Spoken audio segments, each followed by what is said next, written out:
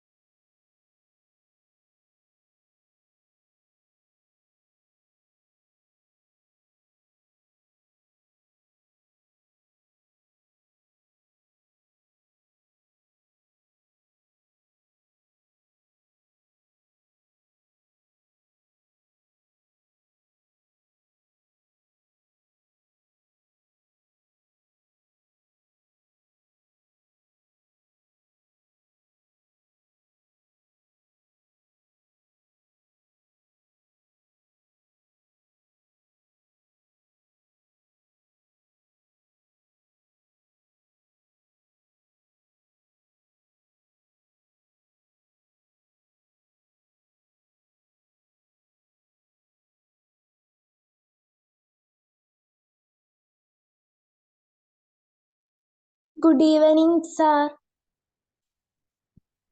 Good evening, sir.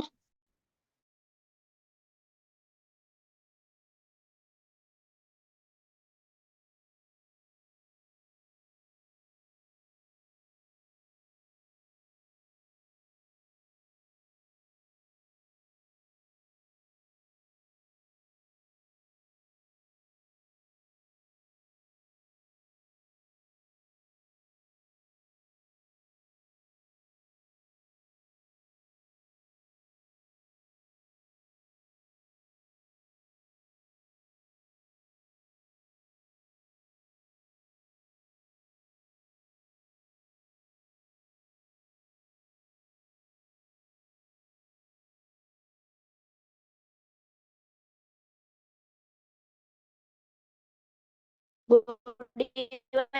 Good evening. Good evening, sir.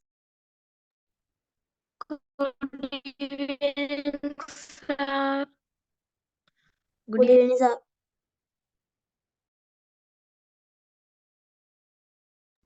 Good evening, sir.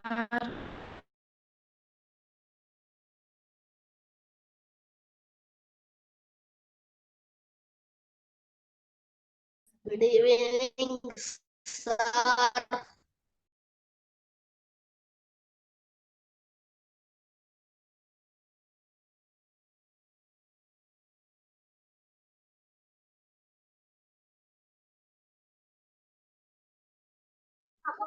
Good evening, sir. Good evening, sir.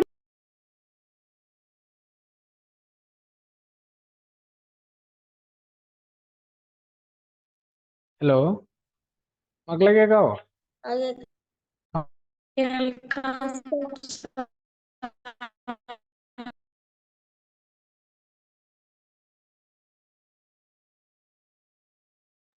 Good evening, sir. Good evening, sir.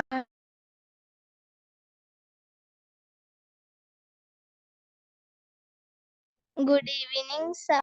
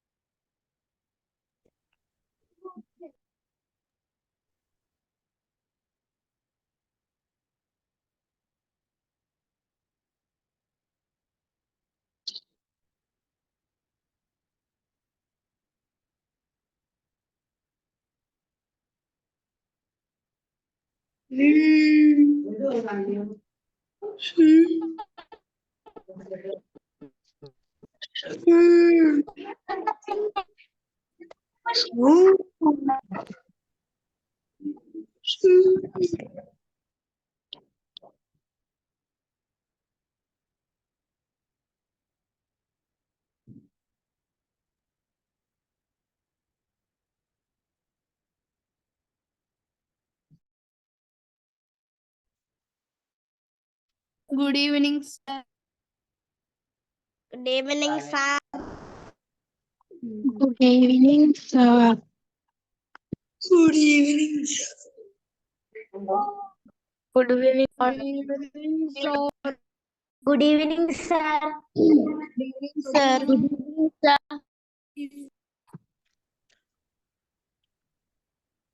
Good evening, all. Good evening, all.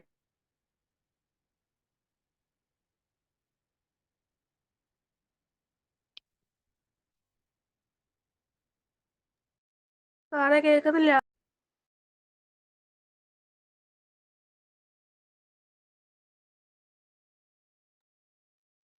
കേൾക്കാനാ? Okay, ഇപ്പൊ കേൾക്കാമോ മക്കളെ? കേൾക്കാം. Okay okay okay. അപ്പൊ നമുക്ക് start ചെയ്യാന്നാ.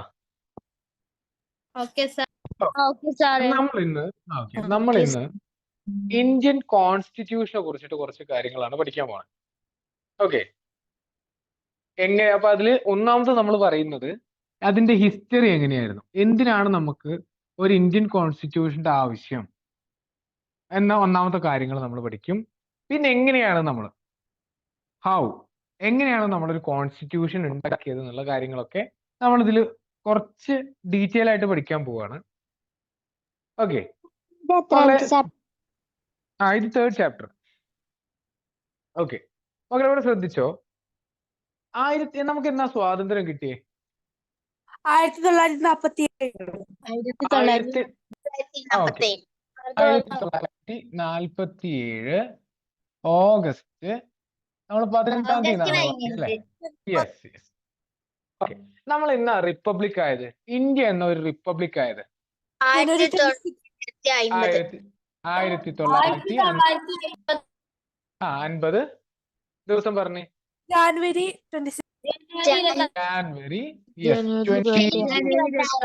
Okay okay okay, എല്ലാവർക്കും അപ്പൊ അറിയാം. മകളെ, എന്താണ് ഇപ്പോ സ്വാതന്ത്ര്യം കിട്ടുക എന്ന് പറഞ്ഞാൽ നിങ്ങൾക്ക് എല്ലാവർക്കും അറിയാം, നമ്മളൊരു പരമാധികാര രാജ്യമായിട്ട് മാറുകയാണ് ചെയ്തത്. 1947 അതുവരെ ബ്രിട്ടീഷുകാരുടെ അണ്ടറിലായിരുന്നു നമ്മൾ നിന്നിരുന്നത്. 1947 ഓഗസ്റ്റ് 15 ശേഷം നമുക്ക് എന്ത് സംഭവിച്ചു? നിങ്ങൾ തന്നെ ഭരിച്ചോളൂ, ഞങ്ങൾ ഈ കാര്യത്തിൽ ഇടപെടാനില്ല എന്ന് പറഞ്ഞിട്ട് മറ്റേ ബ്രിട്ടീഷുകാര് ഇന്ത്യയിൽ നിന്ന് പോയി. ബ്രിട്ടീഷുകാർ പറഞ്ഞു നമ്മൾ ഇത് കണ്ടാൽ മതി, ഇനി ഞങ്ങൾ ഇതിൽ ഇല്ല എന്ന് പറഞ്ഞിട്ട് പോയി. അതാണ് നമുക്ക് എന്ത് പറയാ, നമ്മുടെ സ്വാതന്ത്ര്യ ദിനം എന്ന് പറഞ്ഞാൽ അതാണെന്ന് നമുക്കറിയാം. മക്കളെ, എന്താണ് റിപ്പബ്ലിക് ആവുക എന്ന് പറഞ്ഞാൽ? ഇന്ത്യ ഒരു റിപ്പബ്ലിക് രാജ്യമാണെന്ന് പറഞ്ഞു, അല്ലെങ്കിൽ ഇന്ത്യയുടെ റിപ്പബ്ലിക് ഡേ ആണ് ജാനുവരി 26. ഓക്കെ, എന്താണ് റിപ്പബ്ലിക് എന്ന് പറഞ്ഞാൽ? അല്ല സ്വാതന്ത്ര്യമല്ല. എന്താണ് ഭരണഘടന? ഓക്കെ, ഇനി ഞാൻ പറയാം. അതായത് നിങ്ങൾ പറഞ്ഞു ഭരണഘടന നിലവിൽ വന്നതാണ് 1950 ജാനുവരി 26. ശരി തന്നെയാണ്, ഭരണഘടന നിലവിൽ വന്നതാണ് ഈ ദിവസം. ഓക്കെ, ഞാൻ ചോദിച്ചത് എന്താണ് റിപ്പബ്ലിക് എന്ന് പറഞ്ഞാൽ എന്താണ്? ഇന്ത്യ ഒരു റിപ്പബ്ലിക് രാജ്യമാണ് എന്ന് നമ്മൾ പറയുന്നു. എന്താണ്? ഇന്ത്യയിലാരും ഭരിക്കാനൊന്നുമില്ല. എങ്ങനെയാണ്? ഇന്ത്യയിലാരും ഭരിക്കാനൊന്നുമില്ല.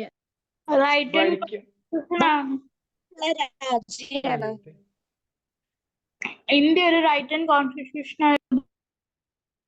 ഇന്ത്യ ഒരു റിപ്പബ്ലിക് എന്ന് പറഞ്ഞാൽ എന്താ അറിയോ? റിപ്പബ്ലിക് എന്ന് പറഞ്ഞാൽ നിങ്ങൾ കേട്ടുപോയി, നമുക്ക് പലപ്പോഴും കൺഫ്യൂഷൻ വരുന്നതാണ്.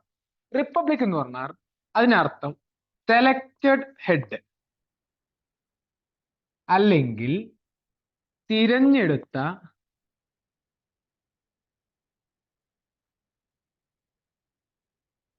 തലവൻ. ഇതാണ് റിപ്പബ്ലിക് എന്ന വാക്കിന്റെ അർത്ഥം, അല്ലെങ്കിൽ റിപ്പബ്ലിക് എന്നുള്ളത് മീൻ ചെയ്യുന്നത്. അല്ല, അത് ഡെമോക്രസിയാണ്, അതല്ല. സെലക്റ്റഡ് ഹെഡ് എന്ന് പറഞ്ഞാൽ, അതായത് ഇപ്പൊ ഉദാഹരണം, ഇന്ത്യയിലെ പ്രസിഡന്റിനെ ആരെ തെരഞ്ഞെടുക്കുക? സംസാരിക്കുക. ചോദിക്കുന്നതിന് ഉത്തരം പറഞ്ഞാൽ മതി മക്കളെ, ഇല്ലെങ്കിൽ എന്താ ചാക ബഹളമായിരിക്കും. എന്താ മക്കളെ, ഇന്ത്യയുടെ ഹെഡ് ആരാ? ഇപ്പൊ നമ്മൾ സ്കൂളിന് പ്രിൻസിപ്പൾ അല്ലെങ്കിൽ HM എന്നൊക്കെ പറയുന്ന പോലെ ഇന്ത്യക്ക് ഒരു തലവനുണ്ട്. ഓക്കെ,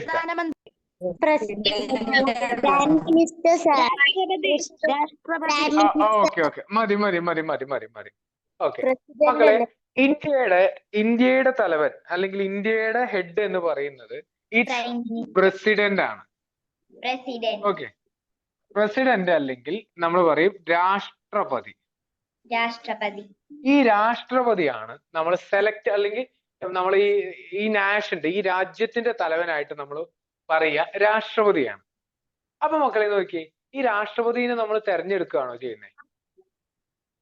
ആണോ? രാഷ്ട്രപതിയെ നമ്മൾ തെരഞ്ഞെടുക്കുകയാണോ ചെയ്യുന്നത്? അല്ലേ? അല്ല ഓക്കെ, തെരഞ്ഞെടുത്തതാണ്.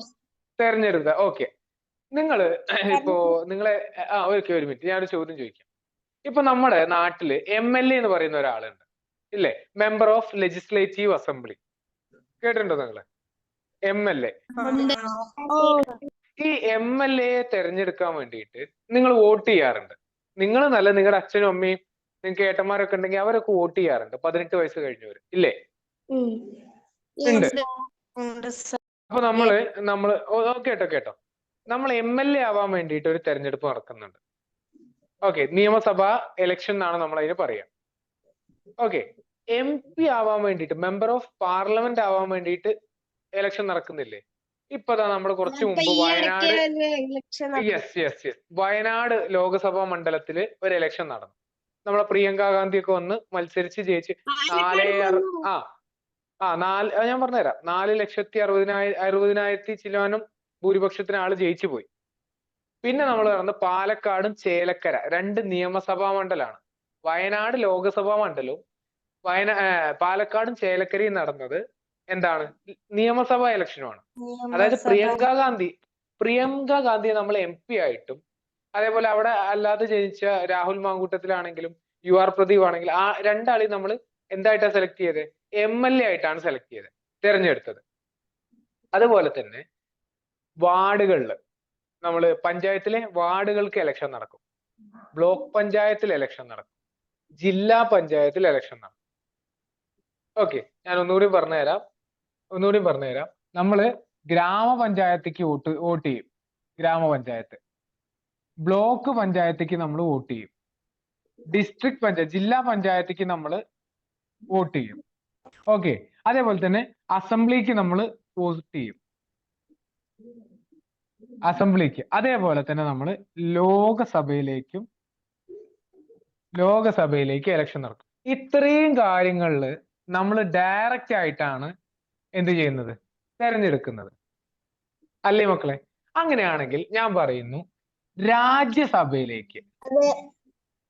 രാജ്യസഭ, അതേപോലെ തന്നെ പ്രസിഡന്റ്.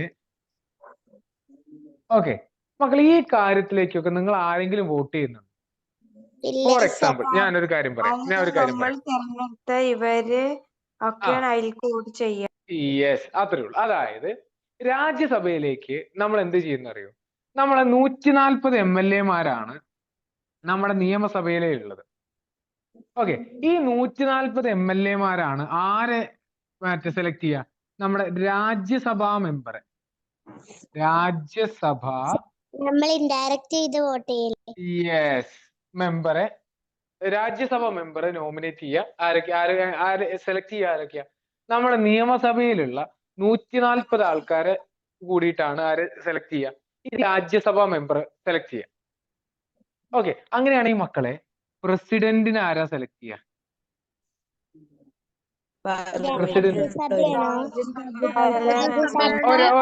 എല്ലാരും പറ, ഒരാൾ പറ.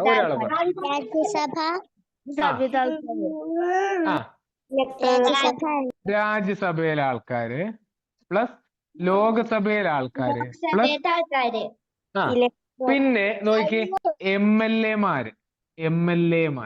അതായത് ഇന്ത്യയിലെ എല്ലാ സ്റ്റേറ്റിൽ നിന്നുള്ള MLA മാര് എന്ത് ചെയ്യും? ഈ പ്രസിഡന്റിനെ തെരഞ്ഞെടുക്കാൻ വേണ്ടി വോട്ട് ചെയ്യും. ക്ലിയർ ആണോ നിങ്ങൾക്ക്? ഓക്കെ, അപ്പൊ നമ്മൾ പറഞ്ഞിടത്ത് കൂടെ ഒന്നുകൂടി വരികയാണ്. ഇന്ത്യ ഒരു റിപ്പബ്ലിക് ആവുക എന്ന് പറഞ്ഞാൽ നിങ്ങൾ ശരിയാണ് പറഞ്ഞത്. ഇന്ത്യക്ക് ഒരു കോൺസ്റ്റിറ്റ്യൂഷൻ അന്ന് നിലവിൽ വന്നു 1950 ജനുവരി 26. എന്താണ് റിപ്പബ്ലിക്? ഇത് മക്കളെ നിങ്ങൾക്ക് ആക്ച്വലി എന്താണ് റിപ്പബ്ലിക് എന്നൊന്നും പറഞ്ഞ് ചോദിക്കില്ല. പക്ഷെ ഈ കാര്യങ്ങളൊക്കെ നിങ്ങൾ അറിഞ്ഞിരിക്കണം. ഓക്കെ, റിപ്പബ്ലിക് ആവുക എന്ന് പറഞ്ഞു കഴിഞ്ഞാൽ ഇന്ത്യക്ക് ഭരണഘടന നിലവിൽ വന്നത് മാത്രമല്ല, റിപ്പബ്ലിക് ആവുക എന്ന് പറഞ്ഞാൽ അന്ന് മുതൽ നമുക്കൊരു സെലക്ടഡ് ഹെഡ് ഉണ്ടായി, ഒരു തെരഞ്ഞെടുത്ത രാഷ്ട്ര തലവൻ ഉണ്ടായി. അതിനെയാണ് നമ്മൾ റിപ്പബ്ലിക് എന്ന് പറയുന്നത്. ക്ലിയർ ആണോ? ഇനി മക്കൾ എന്താ ചോദിച്ചേ? അതല്ലേ 47 നമുക്ക് സ്വാതന്ത്ര്യം കിട്ടിയത്? 47 മോനെ. പിന്നെന്താ 50 നമുക്ക് റിപ്പബ്ലിക്? അതാണ് പറഞ്ഞത്. ഞാൻ എന്താ പറഞ്ഞത്? 47 സ്വാതന്ത്ര്യം കിട്ടി. 1950 എന്ത് സംഭവിച്ചു? നമുക്കൊരു സെലക്ടഡ് ഹെഡ് വന്നു, അല്ലെങ്കിൽ എന്താ പറയാ നമ്മുടെ കോൺസ്റ്റിറ്റ്യൂഷൻ നിലവിൽ വന്നു. അതാണ് 1950 ഉണ്ടായത്. സാർ ഇതിനു മുമ്പായിട്ട് ഒരു കറക്റ്റ് സെലക്ടഡ് ആയിട്ടുള്ള ഹെഡ് അങ്ങനെ ഉണ്ടായിരുന്നില്ലല്ലോ. ഇല്ല ഉണ്ടായിരുന്നില്ല. ഓക്കെ, ഇനി നമ്മൾ അതിലോട്ടാണ് പറഞ്ഞു വരുന്നത്. ഓക്കെ, അതായത് 1947 നമുക്ക് സ്വാതന്ത്ര്യം കിട്ടി. എന്നിട്ട് നമ്മൾ എന്ത് ചെയ്തു എന്നറിയോ? നമ്മള് അതായത് അതുവരെ നമുക്ക് മറ്റേ എന്താ പറയാ ഒരു നിയമങ്ങളൊന്നും ഉണ്ടായിരുന്നില്ല. ക്ലിയർ ആണോ? ഒരു സ്പെസിഫൈ ചെയ്തിട്ടുള്ള നിയമങ്ങൾ ഉണ്ടായിരുന്നില്ല.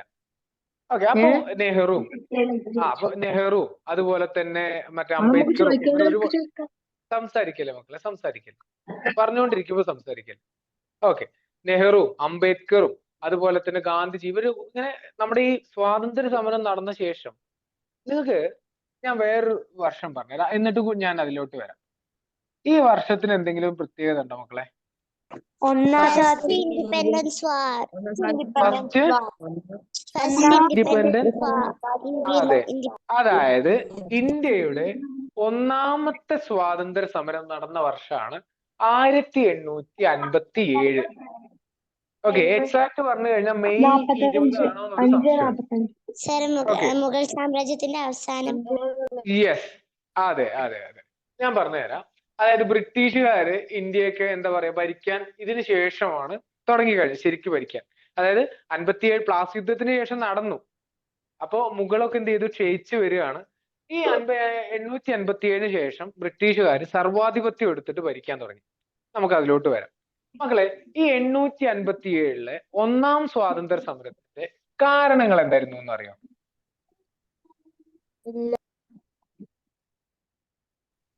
മനസ്സിലായില്ല. ഞാൻ പറഞ്ഞു. അതായത് ഒന്നാം സ്വാതന്ത്ര്യ സമരത്തിലേക്ക് നയിച്ച കാരണങ്ങൾ എന്തൊക്കെയായിരുന്നു? ശിപ്പായി ലഹള. ശിപ്പായി ലഹള എന്ന് പറഞ്ഞ ഈ ഒന്നാം സ്വാതന്ത്ര്യ സമരത്തിന്റെ ബ്രിട്ടീഷുകാരിട്ട പേരാണ്. കേട്ടോ, നിങ്ങൾ പറഞ്ഞ ഒരു പോയിന്റ് അതിൽ തന്നെ ഉണ്ട്. പറഞ്ഞുതരാം. ശിപ്പായി ലഹള. ഓക്കെ, എന്താണ്? ഇന്ത്യക്കാരായിട്ടുള്ള ബ്രിട്ടീഷ് സോൾജേഴ്സിന് അവരധികം കൺസിഡറേഷൻ കൊടുക്കായിട്ടും അവർക്കുള്ള ഫുഡും അല്ല അങ്ങനെയല്ല.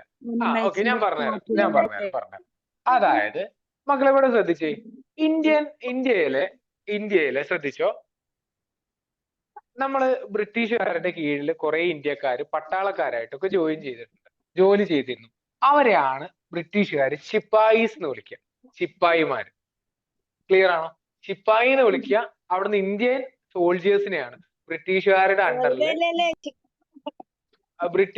അണ്ടറിൽ ജോലി ചെയ്തിരുന്ന പട്ടാളക്കാരെയാണ് നമ്മൾ ശിപ്പായിസ് എന്ന് വിളിച്ചിരുന്നത്. ക്ലിയർ ആണോ? അപ്പോ ആലോചിച്ച് നോക്കിയേ, ഈ ശിപ്പായി സംസാരിക്കല്ലേ ക്ലാസ് എടുത്തുകൊണ്ടിരിക്കുമ്പോ സംസാരിക്കല്ലേ. നിങ്ങൾക്ക് ഡൗട്ട് ചോദിക്കാനുള്ള സമയം തരാം, ഒരു കുഴപ്പമില്ല. ഓക്കെ, ക്ലാസ് എടുത്തുകൊണ്ടിരിക്കുമ്പോ സംസാരിക്കരുത് പ്ലീസ്. ഓക്കെ, ഈ ശിപ്പായിമാര് അന്നത്തെ കാലത്ത് വലിയ തോക്കുകളായിരുന്നു.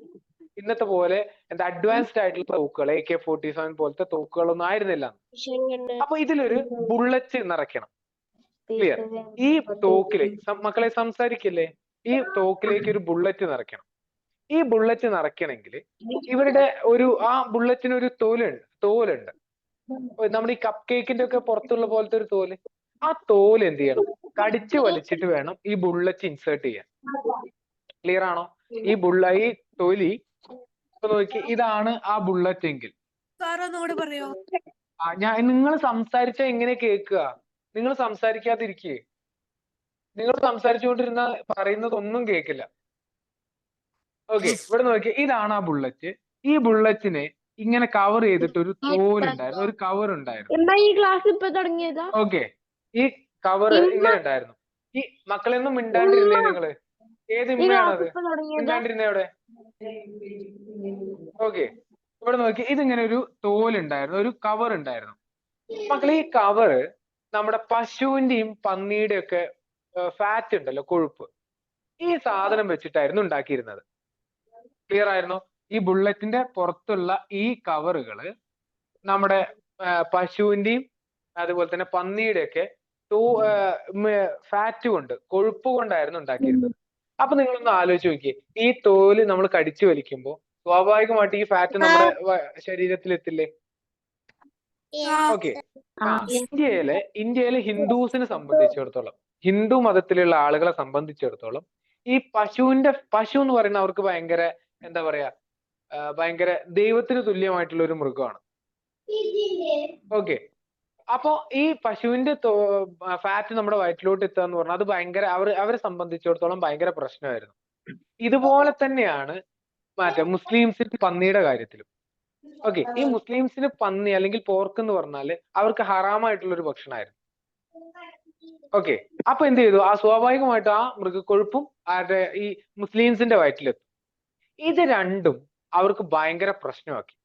അതായത് നമ്മൾ ഇഷ്ടപ്പെടുന്ന അല്ലെങ്കിൽ നമ്മൾ ദൈവതുല്യം കാണുന്ന ഒരു മൃഗത്തിന്റെ കൊഴുപ്പും വേറൊരു കൂട്ടരുടെ ഹറാമായിട്ടുള്ള അല്ലെങ്കിൽ അവർക്ക് നിഷിദ്ധമായിട്ടുള്ള ഒരു മൃഗത്തിന്റെ കൊഴുപ്പും വയറ്റിലെത്തുക എന്ന് പറഞ്ഞാൽ അത് ഇവരെ സംബന്ധിച്ചിടത്തോളം ഭയങ്കര പ്രശ്നമായിരുന്നു.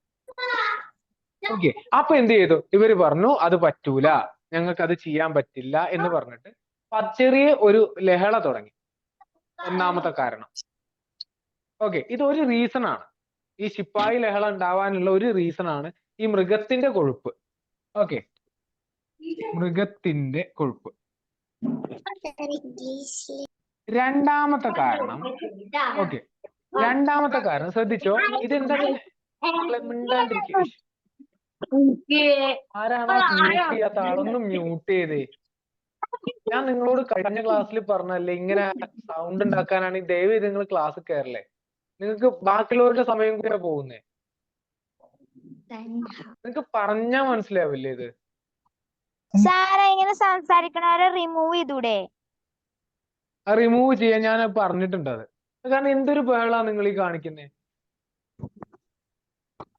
അത് ഭയങ്കര മോശമായിട്ടുള്ള. നമ്മൾ നോക്കി കോൺസ്റ്റിറ്റ്യൂഷന്റെ കാര്യമാണ് പറയാൻ പോകുന്നത്. എടാ മിണ്ടാണ്ടിരിക്കും മക്കളെ. ആരാണ് സംസാരിച്ചോണ്ടിരിക്കുന്നേ? ഈ സന്നി തന്നെയല്ലേ കഴിഞ്ഞ ക്ലാസ്സിൽ ഇങ്ങനെ സൗണ്ട് ഉണ്ടാക്കിക്കൊണ്ടിരിക്കുന്നേ? കഴിഞ്ഞ ക്ലാസ്സിലും ആ കുട്ടി തന്നെ ആയിരുന്നില്ലേ സംസാരിച്ചുകൊണ്ടിരുന്നേന്ന്? ഓക്കെ. രണ്ടാമത്തെ റീസൺ എന്ന് പറഞ്ഞു കഴിഞ്ഞാല് നോക്കിയേ, ഒന്നാമത്തത് അവിടുത്തെ മൃഗത്തിന്റെ കൊഴുപ്പായിരുന്നു. രണ്ടാമത്തത് നോക്കിയേ, ദത്തവകാശ നിരോധന കേട്ടിട്ടുണ്ടോ നിങ്ങള്? ദത്തവകാശ നിരോധന നിയമം. എന്താണ് മക്കളെ ഈ ദത്തവകാശ നിരോധന നിയമം? ഞാൻ പറഞ്ഞുതരാം. ദത്തവകാശ നിരോധന നിയമം എന്ന് പറഞ്ഞാൽ എന്താ? ഇതൊന്നും നിങ്ങൾക്ക് പഠിക്കാനില്ല കേട്ടോ. ഇതൊന്നും നിങ്ങൾക്ക് പഠിക്കാൻ. ഞാൻ എങ്ങനെയാണ് നമ്മൾ ഒന്നാമത്തെ സ്വാതന്ത്ര്യ സമരത്തിലേക്ക് എത്തിയത്, എന്താണ് ഒന്നാമത്തെ സ്വാതന്ത്ര്യ സമരവും നമ്മുടെ അല്ലെങ്കിൽ ഇന്ത്യയുടെ ആ സ്വാതന്ത്ര്യ സമരവും ഇന്ത്യൻ ഭരണഘടനയും തമ്മിലുള്ള കണക്ഷൻ എന്താ, അത് പറയാൻ വേണ്ടിയിട്ടാണ് ഞാൻ ഇതൊക്കെ പറഞ്ഞത്. ഇതൊന്നും നിങ്ങൾക്ക് പഠിക്കേണ്ട ആവശ്യമില്ല, ഞാൻ പറഞ്ഞു തന്നുള്ളൂ. വല്ലാത്തൊരു മക്കളെ, ഒന്നും മിണ്ടാണ്ടിരുന്നേ മക്കളെ. ഓക്കെ. ദത്തവകാശ നിരോധന നിയമം എന്ന് പറഞ്ഞാല് പണ്ടത്തെ ചില രാജാക്കന്മാർക്ക് ഇന്നത്തെ സമൂഹത്തിലും കാണാം. നമ്മൾ കുട്ടികളെ അഡോപ്റ്റ് ചെയ്യുന്നത് കേട്ടിട്ടുണ്ടോ? കുട്ടികളെ ദത്തെടുക്കുക. അതായത് പണ്ടത്തെ രാജാക്കന്മാർക്ക് ചിലപ്പോ കുട്ടികൾ ഉണ്ടാവാത്ത അവസ്ഥ വരും. ഓക്കെ. ചിലപ്പോ ജനിച്ച ആള് പെൺകുട്ടി ആയിരിക്കാം. അപ്പൊ ഒരു ആൺകുട്ടീനെ അവരെന്ത് ചെയ്യും? അഡോപ്റ്റ് ചെയ്യും, ദത്തെടുക്കും. എന്തിനാ? ആ രാജാവിന്റെ ഭാവി, അതായത് രാജാവിന്റെ അധികാരം ആ രാജാവിന്റെ മകനിലേക്ക് കൊടുക്കണം. ഓക്കെ. ആ മകന്റെ മകനിലേക്ക് കൊടുക്കണം. ഇങ്ങനെ ഒരു എന്താ പറയാ, ഒരു പരമ്പരാഗതമായിട്ട് കൊടുത്തുകൊണ്ടിരുന്ന ഒരു സമൂഹമായിരുന്നു നമ്മുടെ അന്നത്തെ. അപ്പൊ നോക്കിയേ, ഈ ദത്തെടുത്ത കുട്ടികളെ ബ്രിട്ടീഷുകാർ ഒരു നിയമം പാസ്സാക്കി. ദത്തെടുത്ത കുട്ടികളെ ഒരു കാരണവശാലും രാജാവാക്കില്ല. ക്ലിയർ ആണോ? ദത്തെടുത്ത കുട്ടി, അപ്പൊ അതായത് ഇതൊരു രാജാവാണ്, ഇത് രാജാവിന്റെ സ്വന്തം മകനാണ്. അങ്ങനെയാണെങ്കിൽ എന്ത് ചെയ്യും? ഈ രാജാവിന്റെ അധികാരം, ഈ രാജാവ് മരിച്ചാൽ അടുത്ത രാജാവായിട്ട് ഈ മകൻ എന്ത് ചെയ്യും? മകൻ അല്ലെങ്കിൽ മകള്, ഓക്കെ, മകൻ അല്ലെങ്കിൽ മകള് രാജാവാവും. നേരെ മറിച്ച് നോക്കിയേ, ഇതൊരു രാജാവാണ്. ഓക്കെ, ഇതൊരു രാജാവാണ്. ഓക്കെ, ഇതൊരു രാജാവാണ്. ഇത് രാജാവ് അഡോപ്റ്റ് ചെയ്തൊരു കുട്ടിയാണ്. ഇത് രാജാവിന്റെ സ്വന്തം കുട്ടിയാണ്. ഇത് രാജാവ് അഡോപ്റ്റ് ചെയ്തൊരു കുട്ടിയാണ്. ഇത് ഇൻ കേസ് ഈ രാജാവ് മരിച്ചു കഴിഞ്ഞാൽ, മക്കളെ സംസാരിക്കല്ലേ, നിങ്ങൾക്ക് പറഞ്ഞാ മനസ്സിലാവില്ലേ? മോതിരം ഓക്കെ, ഈ രാജാവ് മരിച്ചു കഴിഞ്ഞാല് ഈ രാജാവിന്റെ എന്താ പറയാ രാജ്യം ഭരിക്കാനുള്ള അവകാശം ഈ കുട്ടിക്ക് ഉണ്ടായിരുന്നില്ല. ഇതാണ് ദത്തവകാശ നിരോധന നിയമം പറയുന്നത്. മക്കളെ, നിങ്ങൾ മിണ്ടിക്കൊണ്ടിരുന്ന നമ്മൾ ഈ പഠിക്കുന്നത് ഒന്നും കേക്കില്ല കേട്ടാ. നിങ്ങൾക്ക് എന്താ പറഞ്ഞാ മനസ്സിലാവാത്ത എന്താ? ഞാൻ മലയാളത്തിലല്ലേ നിങ്ങളോട് പറയുന്നേ സംസാരിക്കാതിരിക്കുക. നിങ്ങൾക്ക് സംസാരിക്കണമെങ്കിൽ മ്യൂട്ട് ചെയ്ത് സംസാരിച്ചോ. നിങ്ങൾ ആരാ മിണ്ടണ്ടെന്ന് പറഞ്ഞേ? ബാക്കിയുള്ള കുട്ടികൾക്ക് എന്ത് ചെയ്യും, ദയവ് ചെയ്തിട്ട് ശല്യപ്പെടുത്താതെ നിൽക്ക്. സാർ ഒരു ഡൗട്ട് ചോദിക്കട്ടെ? പറയേ. സാർ, അപ്പൊ ഈ രാജാവിന് ഒരു മകനുണ്ട്, ഒരു ദത്തെടുത്ത മകനുണ്ട്, അപ്പൊ ആർക്കാ സ്വത്ത്? സ്വാഭാവികമായിട്ട് മകനായിരുന്നു പോയിക്കൊണ്ടിരുന്നത്. ഓക്കെ, അതല്ല നമ്മുടെ വിഷയം. മക്കളെ ഞാൻ പറയട്ടെ, ഇത് മൊത്തം പറയട്ടെ. ഓക്കെ, ഇങ്ങനെ രാജാവിന്റെ അധികാരം ആർക്ക് പോവില്ല? മകന് പോവില്ല. മകൻ അല്ലെങ്കിൽ അഡോപ്റ്റ് ചെയ്ത കുട്ടിക്ക് പോവില്ലായിരുന്നു. ഇങ്ങനെ ഇത് എന്തിനാ വേണ്ടിയിട്ടാ ചെയ്തു വെച്ചാല് ആ രാജ്യങ്ങളുടെ ഒക്കെ അധികാരം ബ്രിട്ടീഷ് ഗവൺമെന്റ് ഏറ്റെടുക്കാൻ വേണ്ടിയിട്ടായിരുന്നു ഇങ്ങനത്തെ നിയമങ്ങളൊക്കെ. മക്കളെ മിണ്ടല്ലേ, ഞാൻ അതൊന്ന് പറഞ്ഞു തീർക്കട്ടെ. നിങ്ങക്ക് സംശയം ചോദിക്കാൻ സമയം തരാം. ഓക്കെ, അപ്പോ ഈ രാജാവിന്റെ അധികാരം മക്കൾക്ക് പോവില്ലായിരുന്നു. അങ്ങനത്തെ ഒരു ഫേമസ് ആയിട്ടുള്ള ഒരു രാജ്ഞിയുടെ ഞാൻ പറഞ്ഞുതരാം. ഝാൻസി റാണി കേട്ടിട്ടുണ്ടോ നിങ്ങള്? അതേപോലെ നാനാ സാഹിബ്. ഓക്കെ, നാനാ സാഹിബ്. ഇങ്ങനെ രണ്ടാൾക്കാരല്ല, ഒരുപാട് ആൾക്കാരുണ്ടായിരുന്നു. ഓക്കെ, അതിന്റെ രണ്ട് ഫേമസ് ആയിട്ടുള്ള ആൾക്കാരായിരുന്നു ഝാൻസി റാണിയും നാനാ സാഹിബും. ക്ലിയർ ആണോ? അപ്പോ പ്രധാനമായിട്ടും ഈ ഇനിയുണ്ട് കേട്ടോ, ഇഷ്ടംപോലെ കാരണങ്ങളുണ്ട്. നിങ്ങള് മറ്റേ സതീഷ് ചന്ദ്രയുടെ മിഡീവൽ ഇന്ത്യക്ക് വായിച്ചു കഴിഞ്ഞാല് നിങ്ങൾക്ക് ഇതിനെ കുറിച്ച് കുറേം കൂടി ധാരണ കിട്ടും. ഞാൻ നിങ്ങൾക്ക് ഇപ്പൊ തൽക്കാലം ഇത്ര പഠിച്ചാൽ മതി, എന്താണ് കാരണം എന്ന് അറിയാൻ വേണ്ടിയിട്ട്. ഈ രണ്ട് കാരണം കൊണ്ട് ബ്രിട്ടീഷുകാര്, പിന്നെ മൂന്നാമത്തെ ഒരു കാരണം ബ്രിട്ടീഷുകാരെ സോറി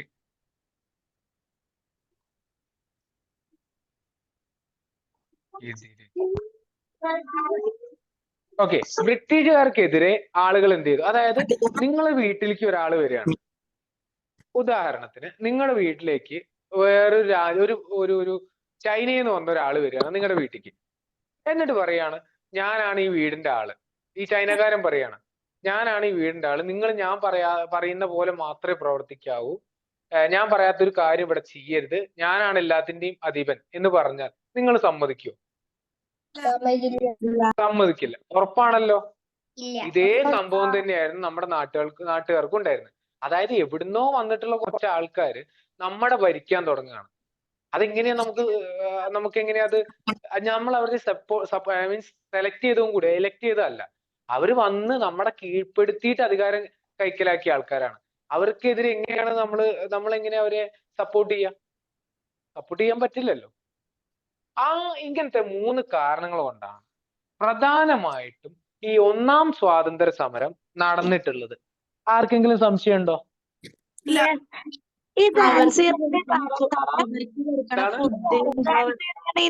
ഒരാള് ചോദിക്കും. ഝാൻസി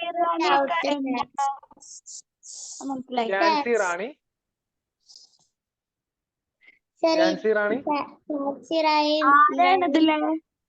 മക്കളെ, ഒരാൾ സംസാരിക്കടാ. ആ ഝാൻസി റാണിയുടെ കാര്യം പറഞ്ഞ കുട്ടി ചോദിച്ചേ. എന്താണ് ബന്ധപ്പെട്ടത്? മനസ്സിലായില്ല. ഝാൻസി റാണി ഒന്നുമില്ല, നമ്മളെ ദത്തവകാശ നിരോധന നിയമവുമായിട്ട് ബന്ധപ്പെട്ട് ഝാൻസി റാണിക്ക് എന്ത് ചെയ്യാ, അധികാരം കൊടുക്കൂല എന്ന് ബ്രിട്ടീഷുകാർ പറഞ്ഞു. ഝാൻസി റാണി പറഞ്ഞു, പോയി പണിയൊക്കെ, എന്റെ അച്ഛന്റെ രാജ്യം ഞാൻ ഭരിക്കും എന്ന് പറഞ്ഞിട്ട് കച്ചറ ഉണ്ടാക്കി. നാനാ സാഹിബും അതെന്നെ കാണിച്ചു. ഇജ്ജ് ആരാ ആ കാര്യം പറയാൻ? ഇജ്ജ് ബ്രിട്ടീഷുകാരനല്ലേ, ഇജ്ജ് ഞങ്ങളെ രാജ്യത്തെ കാര്യം സംസാരിക്കാൻ വരണ്ട, ഞങ്ങൾ തീരുമാനിച്ചോളാം എന്ന് പറഞ്ഞ് പ്രശ്നം ഉണ്ടാക്കി. അതാണ് ഝാൻസി റാണി നാനാ സാഹിബും തമ്മിൽ മീൻസ് അവര് ബ്രിട്ടീഷുകാരുമായിട്ടുണ്ടായ പ്രശ്നം.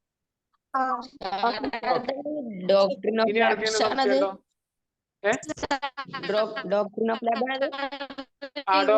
ഒരു രാജാവിനെ അഡോപ്റ്റ് ചെയ്ത മക്കൾ മാത്രമേ ഉള്ളൂ വെച്ചാല് മക്കളെ അതെന്താ അറിയോ? അഡോപ്റ്റ് ചെയ്ത ഒരു മകനേ ഉള്ളൂ, അല്ലെങ്കിൽ അഡോപ്റ്റ് ചെയ്ത കുട്ടിക്ക് അധികാരം കൊടുക്കൂല എന്നുള്ളൂ. ഓക്കെ, ഒരു മകനുണ്ട്, ആ വേറൊരു അഡോപ്റ്റ് ചെയ്ത മകനും ഉണ്ട്. സ്വാഭാവികമായിട്ട് ഈ രാജാവിന്റെ സ്വന്തം മകന് കൊടുക്കും, അഡോപ്റ്റ് ചെയ്ത മകന് കൊടുക്കാൻ പറ്റൂല. അതാണ് പ്രശ്നമുള്ളൂ. ഓക്കെ ഓക്കെ, അപ്പൊ നമുക്ക് ഇനി നമുക്ക് എന്താണ് ഫസ്റ്റ് ഇൻഡിപെൻഡന്റ് ഓഫ് വാർ, ശിപ്പായി മ്യൂട്ടണിക്ക് ശേഷം എന്ത് സംഭവിച്ചു എന്നുള്ളതാണ് പറയാൻ പോണത്. ഈ ഒന്നാം സ്വാതന്ത്ര്യ സമരത്തിന് ശേഷം ഇന്ത്യക്കാർക്കിടയിൽ ഒരു ഐക്യം രൂപപ്പെട്ടു. ഐക്യം എന്ന് പറഞ്ഞാൽ ഒരു യൂണിറ്റി ഫോം ചെയ്തു. അതായത് ഈ സംഭവം ഒന്ന് ആലോചിച്ച് നോക്കി, അത് കുറച്ച് പട്ടാളക്കാരും ഝാൻസി റാണിയും അതേപോലെ തന്നെ നാനാ സാഹിബും ഇങ്ങനത്തെ കുറച്ച് ആൾക്കാരാണ് ഈ പ്രശ്നം പ്രധാനമായിട്ട് തുടങ്ങിയത്, അല്ലെങ്കിൽ ഈ ഒരു കലാപം തുടങ്ങിയത്. പതിയെ പതിയെ ആൾക്കാർക്ക് മനസ്സിലായി ഈ ബ്രിട്ടീഷുകാർ എന്തിനാണ് നമ്മളെ ഭരിക്കുന്നത്, ബ്രിട്ടീഷുകാർ ആരാണ് നമ്മുടെ എന്നുള്ളൊരു ചോദ്യം വരാൻ തുടങ്ങി. അതിനുശേഷം എന്ത് സംഭവിച്ചു? പതുക്കെ പതുക്കെ അതായത് ഇന്ത്യയിൽ ഒട്ടുമിക്ക ആൾക്കാരും ഈ ബ്രിട്ടീഷ് ആധിപത്യത്തിനെതിരെ നിൽക്കാൻ തുടങ്ങി. ക്ലിയർ? അപ്പോഴും ബ്രിട്ടീഷുകാരെ സപ്പോർട്ട് ചെയ്യുന്ന ഒരുപാട് ആൾക്കാരുണ്ട്, അതൊന്നും നമ്മൾ ഇവിടെ പറയുന്നില്ല. ആളുകളുടെ പൊതുവായി ആളുകൾക്ക് എന്ത് സംഭവിച്ചു? ഈ ബ്രിട്ടീഷുകാർക്ക് എതിരെയുള്ള ഒരു മനോഭാവം രൂപപ്പെട്ടു തുടങ്ങി.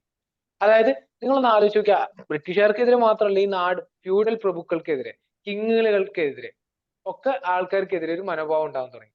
നിങ്ങൾ ആലോചിച്ച് നോക്കിയേ, കിങ് എന്നൊക്കെ പറയുന്നത് എന്താ? കിങ്ങിനുമായിട്ട് ബന്ധപ്പെട്ട കുറച്ച് ആൾക്കാരിന് എന്താണ്, അവർക്കാണ് എല്ലാ അധികാരങ്ങളും, അല്ലെങ്കിൽ ആ ബ്രാഹ്മൺസ്, സവർണരായിട്ടുള്ള ആളുകൾ, ഹൈ വെൽത്തി പീപ്പിൾസ്, ഇവർക്ക് മാത്രമായിരുന്നു അന്നത്തെ മെയിൻ ആയിട്ടുള്ള അവകാശങ്ങളെല്ലാം. നമ്മൾ കൂലിപ്പണി എടുത്ത് നടക്കുന്ന അല്ലെങ്കിൽ താഴ്ന്ന ജാതിയിൽപ്പെട്ട അവർണരായിട്ടുള്ള ആളുകൾ, ഇവർക്കൊന്നും അവകാശങ്ങളേ ഉണ്ടായിരുന്നില്ല. നിങ്ങൾ കേട്ടിട്ടുണ്ടോ വൈക്കം സത്യാഗ്രഹം എന്ന് കേട്ടിട്ടുണ്ടോ? സത്യാഗ്രഹം 1925 തോന്നണം. വൈക്കം എന്ന് പറയുന്നത് കോട്ടയത്ത് ഒരു എന്താ പറയാ, ഇത് കേരളത്തിൽ നടന്നതാണ്. കോട്ടയത്തുള്ളൊരു അമ്പലമുണ്ട് വൈക്കം. ഓക്കെ, അവിടെ നിൽക്കട്ടെ, ഞാൻ അത് പറഞ്ഞുതരാം. അപ്പൊ ഈ വൈക്കത്തിന്റെ ഇതൊരു ഈ വൈക്കം അമ്പലമാണ്. ഈ അമ്പലത്തിന് ചുറ്റും ഒരു നടവഴിയുണ്ട്. ഓക്കെ, ഈ നടവഴി കൂടെ ഈ അവർണരായിട്ടുള്ള താഴ്ന്ന ജാതിയിൽപ്പെട്ട കീഴാള ജാതിയിൽപ്പെട്ട ആൾക്കാർക്ക് നടക്കാൻ പാടില്ലായിരുന്നു. സംഭവം ഇതൊരു റോഡാണ്, പക്ഷേ ഈ അവർണരായിട്ടുള്ള ആളുകൾക്ക് ഇതിലൂടെ നടക്കാൻ പറ്റൂല എന്ന് പറഞ്ഞു. അപ്പൊ ആളുകളൊക്കെ പാടെ കൂടിയിട്ട് പ്രശ്നം ഉണ്ടാക്കി. അതെന്താ അങ്ങനെ, ബാക്കിയുള്ള പട്ടിക്കും പൂച്ചയ്ക്കും ഒക്കെ നടക്കാൻ, മനുഷ്യന്മാർക്ക് നടക്കാൻ പറ്റൂല, ഇത് എവിടുത്തെ നിയമം എന്ന് പറഞ്ഞിട്ട് കച്ചറ ഉണ്ടാക്കി. ഓക്കെ, അങ്ങനെയാണ് 1935-31 തിരുവിതാംകൂർ ഭരണാധികാരി എന്ത് ചെയ്തു? ക്ഷേത്രപ്രവേശന വിളംബരം, അല്ല ക്ഷേത്രപ്രവേശനത്തിന് ശേഷം കേട്ടോ. അങ്ങനെ എന്ത് ചെയ്തു? വൈക്കം സത്യാഗ്രഹത്തിൽ കുറെ സമരമൊക്കെ നടന്നിട്ട് വൈക്കം ക്ഷേത്രത്തിന്റെ നടവഴിയിലൂടെ ആൾക്കാർക്ക് നടക്കാന്നുള്ളൊരു ഗാന്ധിജിയൊക്കെ വന്നായിരുന്നു.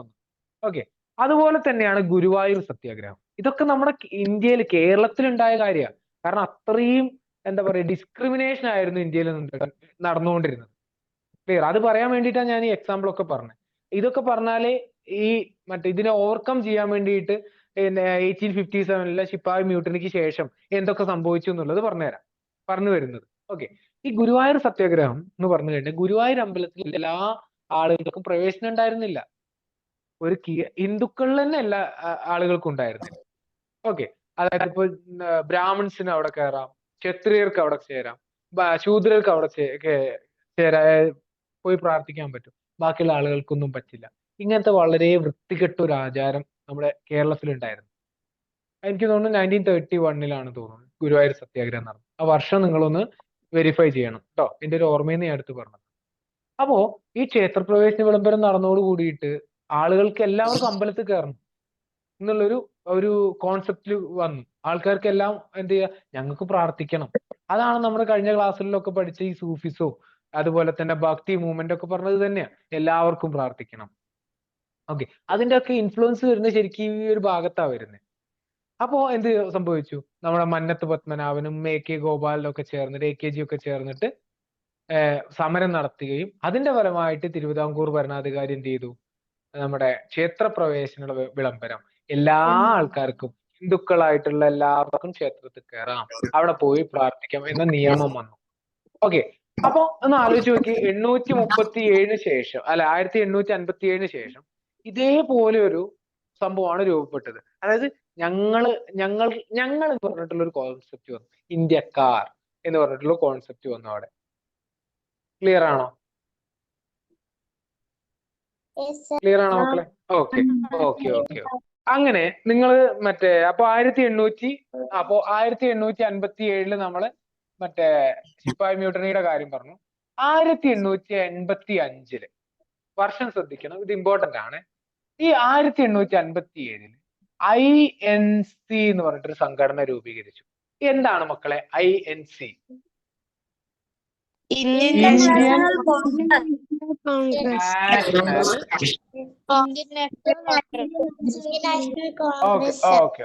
ഇന്ത്യൻ നാഷണൽ കോൺഗ്രസ് എന്ന് പറഞ്ഞിട്ട്, അതായത് ഇന്ത്യൻ നാഷണൽ കോൺഗ്രസ് തന്നെയാണ് INC എന്ന് പറയുന്നത്. ഈ INC എന്തിനാണ് രൂപീകരിച്ചത്? ഈ INC എന്തിനാ രൂപീകരിച്ചേ? ആവശ്യങ്ങൾ അറിയാം. എന്താണ്?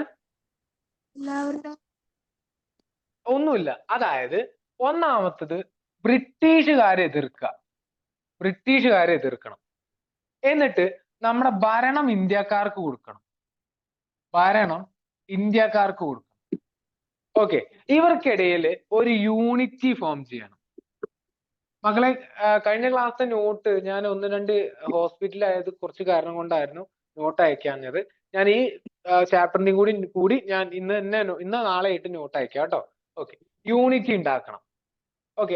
യാതൊരു തരത്തിലുള്ള ഡിസ്ക്രിമിനേഷനും പാടില്ല. ഇങ്ങനത്തെ ഒരുപാട് ആശയങ്ങൾ വെച്ചുകൊണ്ടാണ് 1885 INC രൂപീകരിച്ചത്. ക്ലിയർ ആണോ? യെസ്. ഓക്കെ. അങ്ങനെ നിങ്ങള് അംബേദ്കറിനെ കുറിച്ചിട്ട് ഈ സമയത്ത് അംബേദ്കറിനെ കുറിച്ചും കൂടി നിങ്ങൾ അറിയാം. അംബേദ്കർ പണ്ട് ഗുജറാത്തിലൊരു സമരം നടന്നുകൊണ്ടിരിക്കുകയായിരുന്നു. അതായത് എല്ലാവർക്കും അമ്പലത്തിൽ പോകണം എന്ന് പറഞ്ഞിട്ട്, മക്കളെ സംസാരിക്കല്ലേ, എല്ലാവർക്കും അമ്പലത്തിൽ പോകണം എന്ന് പറഞ്ഞിട്ട് ഒരു പ്രശ്നം നടന്നുകൊണ്ടിരിക്കുകയാണ്. അപ്പൊ ആ അംബേദ്കർ എന്ത് ചെയ്തു വെച്ചാൽ അംബേദ്കർ ആ സമരം ഏറ്റെടുത്തു. അംബേദ്കർ ആ സമരത്തിൽ പോയി.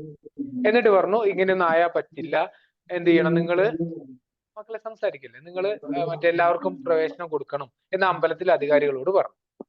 അപ്പൊ ഒരാൾ ചോദിച്ചു, അല്ല നിങ്ങൾ എന്തിനാ ഇവിടെ വന്നിട്ട് ഈ കച്ചറ ഉണ്ടാക്കാൻ നിൽക്കുന്നേ? അതായത് ഈ അംബേദ്കറിന് ഈ ദൈവത്തിലൊന്നും അങ്ങനെ വിശ്വാസമുള്ള ആളൊന്നും ആയിരുന്നില്ല. ഓക്കെ. ആള് ദൈവത്തിൽ ഒട്ടും വിശ്വാസമില്ലാത്ത ഒരാളായിരുന്നു അംബേദ്കർ. അപ്പൊ അംബേദ്കറിനോട് ചോദിച്ചു, നിങ്ങൾക്ക് ദൈവത്തിലൊന്നും വിശ്വാസമില്ലല്ലോ, പിന്നെ എന്തിനാ നിങ്ങൾ ഈ അമ്പലത്തിൽ പോകാൻ വേണ്ടിയിട്ട് സമരം ചെയ്യാൻ വേണ്ടിയിട്ട് ഇവിടെ വന്ന് നിൽക്കുന്നതെന്ന് ചോദിച്ചു. അപ്പൊ അംബേദ്കർ പറഞ്ഞിട്ടുള്ള ഒരു പ്രധാനപ്പെട്ട ഒരു കാര്യമുണ്ട്, നിങ്ങളത് മനസ്സിലാക്കണം, കേൾക്കുകയും ചെയ്യണം. അതായത് എനിക്ക് പോണോ പോണ്ടേ എന്നുള്ളതല്ല അവിടുത്തെ പ്രശ്നം. എല്ലാവർക്കും അതായത് ഹിന്ദുക്കൾക്ക് പോവാം, പക്ഷെ അവിടെ ഒരു നിശ്ചിത ജാതിയിൽപ്പെട്ട ആൾക്കാർക്ക് മാത്രം പോകരുത്. അതൊരു ഇനീക്വാളിറ്റിയാണ്, ഒരു ഡിസ്ക്രിമിനേഷൻ ആണ്. അങ്ങനെ ഒരു ഇനീക്വാളിറ്റിയോ ഡിസ്ക്രിമിനേഷനോ ഇന്ത്യയിൽ ഉണ്ടാവാൻ പാടില്ല എന്ന് പറഞ്ഞിട്ട് എന്ത് ചെയ്തു, നമ്മൾ അംബേദ്കർ ഒരു സമരം ചെയ്തിട്ടുണ്ട്. വളരെ പ്രശസ്തമായിട്ടുള്ള സമരമാണ്. നിങ്ങൾ ശരിക്കും അംബേദ്കറിനെ കുറേയും കൂടി വായിക്കണം. ഓക്കെ. നിങ്ങൾ ഇതൊക്കെ കഴിഞ്ഞ് ഫ്രീ ആയിട്ട് നിൽക്കുന്ന സമയത്ത്, ഓക്കെ, ഈ USS NMMS കാര്യങ്ങളെല്ലാം കഴിഞ്ഞിട്ട് നിങ്ങൾ എന്ത് ചെയ്യണം, അംബേദ്കറിന്റെ കുറെ പുസ്തകങ്ങളുണ്ട്. ആ അനിഹിലേഷൻ ഓഫ് കാസ്റ്റ്, ജാതി ഉന്മൂലനം എന്നൊക്കെ പറഞ്ഞ വളരെ ഫേമസ് ആയിട്ടുള്ള പുസ്തകങ്ങളുണ്ട്. അത് ഇന്ത്യയിൽ മാത്രമല്ല ലോകം മൊത്തം സർക്കുലേറ്റ് ചെയ്യുന്ന പുസ്തകം. അതൊക്കെ ഒന്ന് വായിച്ചു നോക്കണം നിങ്ങൾ. അപ്പൊ അന്നത്തെ ഇന്ത്യ എന്തായിരുന്നു, അപ്പൊ ഇന്നത്തെ ഇന്ത്യക്ക് ഈ ഭരണഘടന കിട്ടിയത് കൊണ്ട് എന്താണ് പുതിയതായിട്ടൊരു ആശയം കിട്ടിയത് എന്നുള്ള കുറേ ഐഡിയ നിങ്ങൾക്ക് കിട്ടും. ഇനി നിങ്ങൾക്കിടയിൽ ഇതേപോലെ ജാതി മതമൊക്കെ പറയുന്ന ആൾക്കാരുണ്ടെങ്കിൽ അവരെയൊക്കെ മാറ്റി നിർത്തുക എന്ന് പറഞ്ഞാൽ മനുഷ്യന് വേണ്ടി സംസാരിക്കാൻ പറ്റുക. ഞാനൊരു ഹിന്ദുവാണ്, ഹിന്ദുവിന് വേണ്ടി സംസാരിക്കുക. ഞാനൊരു മുസ്ലിമാണ്, മുസ്ലിമിന് വേണ്ടി സംസാരിക്കുക. ഇങ്ങനെ ഹിന്ദു മുസ്ലിം ജാതി പറഞ്ഞ് അല്ലെങ്കിൽ മതം പറഞ്ഞ് നടക്കുന്ന ആളുകളെ ഒറ്റപ്പെടുത്തണം. എന്നുവെച്ചാൽ അവരോട് മറ്റെന്താ പറയാ, കൂട്ടുകൂടാതെ തെറ്റി നടക്കണം എന്നൊന്നും അല്ല അതിന്റെ അർത്ഥം. ഓക്കെ. അവരെ കാര്യങ്ങൾ പറഞ്ഞ് മനസ്സിലാക്കണം. നമ്മൾ ഹിന്ദു അല്ല, മുസ്ലിം അല്ല, നമ്മൾ ഇന്ത്യക്കാരാണ്, ഭാരതീയരാണ്. ഈ ആശയമൊക്കെ ഇതൊക്കെ നമുക്ക് പറഞ്ഞു കൊടുക്കണം എന്നുണ്ടെങ്കിൽ നമ്മൾ ഇത്തരം പുസ്തകങ്ങളൊക്കെ വായിക്കണം. അംബേദ്കറിനെ കൂടുതൽ നിങ്ങൾ മനസ്സിലാക്കണം, നിങ്ങൾ അറിയണം. ഓക്കെ ആണോ? ഓക്കെ. അപ്പോ നമുക്ക് വീണ്ടും ഇതിലേക്ക് വരാം. ഞാൻ അംബേദ്കറിന്റെ ആ ഒരു കാര്യം പറയാൻ വേണ്ടിയിട്ട് പറഞ്ഞതാണ്. മക്കളെ, 1947 ഓഗസ്റ്റ് 15 ഇന്ത്യക്ക് ഈ സ്വാതന്ത്ര്യം കിട്ടി. അതിനുശേഷം ഇന്ത്യക്കാർ, അതായത് നിങ്ങളൊന്ന് ആലോചിച്ച്, നിങ്ങളുടെ കയ്യിൽ ഇപ്പോ ഒരു സ്കൂളിന്റെ അധികാരം തരികയാണ്. നിങ്ങൾ പഠിച്ചുകൊണ്ടിരുന്ന സ്കൂളിന്റെ അധികാരം നിങ്ങൾക്ക് തരികയാണ്. നിങ്ങൾക്ക് എന്താ ചെയ്യേണ്ടത്, അവിടെ എന്താണ് നടക്കുന്നത്, എന്താണ് ഇനി ചെയ്യേണ്ടത് എന്നുള്ളതിനെ കുറിച്ച് വല്ല ധാരണയുണ്ടോ? നമ്മൾ എന്ത് ചെയ്യുക, നമ്മൾ സ്കൂളിൽ പോകണു, അവിടെ ഇരിക്കുന്നു, ഭക്ഷണം കഴിക്കുന്നു, പഠിക്കുന്നു, തിരിച്ചു പോരുന്നു. ഈ ഭക്ഷണം എവിടുന്നാണ്, ഈ ടീച്ചേഴ്സിന് എവിടുന്നാണ് ശമ്പളം കൊടുക്കുന്നത്, ഒരു ബെഞ്ച് പൊട്ടിക്കഴിഞ്ഞാൽ നിങ്ങൾ എന്ത് ചെയ്യും, ഈ കാര്യത്തിനെ കുറിച്ചൊന്നും നിങ്ങൾക്ക് അറിയില്ല, അറിയേണ്ട ആവശ്യമില്ല. പക്ഷെ ഒരു സ്കൂളിന്റെ നടത്തിപ്പുമായിട്ട് ബന്ധപ്പെട്ട് നിങ്ങൾ ഒരുപാട് കാര്യങ്ങൾ അറിയാണ്ട് നിങ്ങൾ ഒരു സ്കൂൾ ഏറ്റെടുക്കുകയാണെങ്കിൽ, അതുപോലെ ഒരു അവസ്ഥയിലായിരുന്നു ഇന്ത്യക്കാരവിടെ വന്നിരുന്നത്. അതായത് അതുവരെ ബ്രിട്ടീഷുകാർ അങ്ങോട്ട് ചാടറാന്ന് പറയുമ്പോൾ അങ്ങോട്ട് ചാടുക, ഇങ്ങോട്ട് ചാടറാന്ന് പറയുമ്പോൾ ഇങ്ങോട്ട് ചാടുക. ഇതായിരുന്നു ഇന്ത്യക്കാർക്ക് ചെയ്യാണ്ടിരുന്നത്. ഓക്കെ, അല്ലെങ്കിൽ എന്ത് ചെയ്യും, ബ്രിട്ടീഷുകാർ വന്ന് കുറെ വെടിവെക്കുക അല്ലെങ്കിൽ കുറെ അടിക്കുകയൊക്കെ ചെയ്യും. അപ്പൊ നമ്മൾ അനുസരിച്ച് പോവാണ്. ഇനി മുതല് ഇന്ത്യത്തെ കാര്യങ്ങളെല്ലാം തീരുമാനിക്കേണ്ട ആൾക്കാർ ഇന്ത്യക്കാരാണ്. ക്ലിയർ ആണോ? ഇന്ത്യയിൽ നിങ്ങൾക്ക് ഒരു നിയമം പാസ്സാക്കണമെങ്കിൽ അത് നിങ്ങൾ കൂടിയിരുന്ന് തീരുമാനിക്കണം, അല്ലെങ്കിൽ നമ്മൾ കൂടിയിരുന്ന് തീരുമാനിക്കണം. ഇന്ത്യയിൽ പുതിയൊരു ആശയം ഇറക്കുകയാണ്. ആ ആശയത്തിന്റെ മറ്റേ പ്രശ്നങ്ങൾ എന്തെങ്കിലും ഉണ്ടാവോ, അത് എല്ലാവർക്കും ഒരുപോലെ ആയിരിക്കോ, ഏതെങ്കിലും ജാതിയിൽപ്പെട്ട ആൾക്കാർക്ക് അതിന് പ്രശ്നം ഉണ്ടാവും. ഇത്തരം കാര്യങ്ങളൊക്കെ കുറിച്ച് നിങ്ങൾ വളരെ ഡീറ്റെയിൽ ആയിട്ട് അറിഞ്ഞിരിക്കണം. ഇന്ത്യ എന്ന് പറഞ്ഞാൽ അന്ന് 500 നാട്ടുരാജ്യങ്ങളും കുറെ ബ്രിട്ടീഷ് ഗവൺമെന്റിന്റെ ബ്രിട്ടീഷ് പ്രൊവിൻസി ആയിട്ടുള്ള ഏരിയയും ഇങ്ങനെ പല ചിന്ന ഭിന്നമായിട്ട് കിടക്കുകയായിരുന്നു. അപ്പൊ ഇവരെയൊക്കെ പാടെ ഒന്നിച്ച് കൂട്ടി ഇന്ത്യ എന്ന് പറയുന്ന ഒരു യൂണിക് കോൺസെപ്റ്റിലോട്ട് എത്തിക്കണമെങ്കിൽ അത് ഭയങ്കര പണിയാണ്. ഓക്കെ, അപ്പൊ ആ കാര്യമാണ് ഇനി ആരെ ഏറ്റെടുക്കാൻ പോയത്, നമ്മുടെ നെഹ്റുവും അംബേദ്കറും ഒക്കെ പാടെ കൂടിയിട്ട് ഏറ്റെടുക്കാൻ പോയത്. അപ്പോ 1947 ഓഗസ്റ്റ് 15 നമുക്ക് സ്വാതന്ത്ര്യം കിട്ടി. അതിനു മുന്നേ 1946 ഡിസംബറില്, അല്ല 46 തന്നെയല്ലേ മക്കളെ, ഒരു സെക്കൻഡേ, ഒരു 1946 ഡിസംബർ 9 ശരിക്ക് ഡിസംബർ 9 നമ്മൾ ആദ്യം എന്ത് ചെയ്തു അറിയോ, ഈ രണ്ടാം ലോക മഹായുദ്ധമല്ലേ നിങ്ങൾ കേട്ടിട്ടുണ്ടോ, സെക്കൻഡ് വേൾഡ് വാർ. മക്കളെ, ഞാൻ ഈ പരസ്പരം അവിടെയും ഇവിടെയും തൊടാതെ അങ്ങോട്ടും ഇങ്ങോട്ടൊക്കെ ചാടിയിട്ട് പറയുന്നത് എന്താ വെച്ചാല്, ഇതൊക്കെ പരസ്പരം കണക്റ്റഡ് ആണ്. ഇതൊരു ഒറ്റ ഫോർമാറ്റിൽ കൊണ്ടുവരിക എന്ന് പറഞ്ഞാൽ ഭയങ്കര പാടായിട്ടുള്ള ഇന്ത്യൻ ഹിസ്റ്ററിയുടെ ഒരു പ്രത്യേകതയാണത്. ഓക്കെ, ഈ ഇന്ത്യക്ക് എങ്ങനെയാ സ്വാതന്ത്ര്യം തന്നത് നിങ്ങൾക്കറിയോ? അതായത് ഞാൻ പറഞ്ഞുതരാം, ഒന്നുമില്ല, വളരെ രസമാണ്, രസമല്ല ഭയങ്കര കടുപ്പാണ് ആ ഹിസ്റ്ററി. ഓക്കെ, പറഞ്ഞുതരാം, സംസാരിക്കാൻ. സെക്കൻഡ് വേൾഡ് വാർ നടക്കുന്ന സമയത്ത് ബ്രിട്ടന്റെ പല കോളനികളും എന്ത് ചെയ്തു, സംസാരിക്കല് ഞാൻ പറഞ്ഞിട്ട് നിങ്ങൾക്ക് തരാം, സമയം തരാം. ബ്രിട്ടീഷുകാർക്കെതിരെ ലോകം മൊത്തം എന്ത് ചെയ്യാൻ തുടങ്ങി, ബ്രിട്ടീഷുകാരെ എതിർക്കാൻ തുടങ്ങി. അപ്പോ നമ്മുടെ ജപ്പാനൊക്കെ ബ്രിട്ടീഷുകാർക്കെതിരെ നഖശികാന്തം എതിർത്തുകൊണ്ടിരിക്കുന്ന സമയത്ത്, മക്കളെ സംസാരിക്കില്ല, ഏതവനാടാ പാട്ട് പാടുന്നേ? ഓക്കെ, നഖശികാന്തം എതിർത്തുകൊണ്ടിരിക്കുന്ന സമയത്ത് ബ്രിട്ടീഷുകാർ ഇന്ത്യക്കാരോട് പറഞ്ഞു, അതെ നമ്മളിപ്പോ സംസാരിക്കല്ലേ, നമ്മളിപ്പോ മിണ്ടാണ്ടിരിക്കടാ,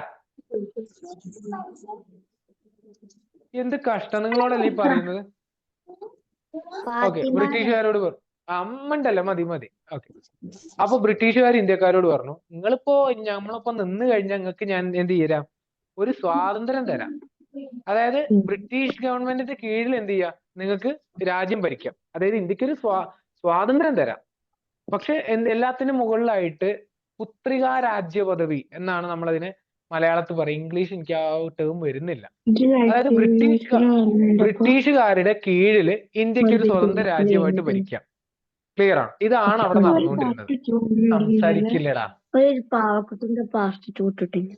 എടാ മിണ്ടാണ്ടിരിക്കും, എടാ നിങ്ങളൊന്നും മിണ്ടാണ്ടിരുന്നു, നിങ്ങൾ എന്ത് ഈ പാവക്കുട്ടികളെ കുറിച്ച് പറഞ്ഞുകൊണ്ടിരിക്കുന്നേ,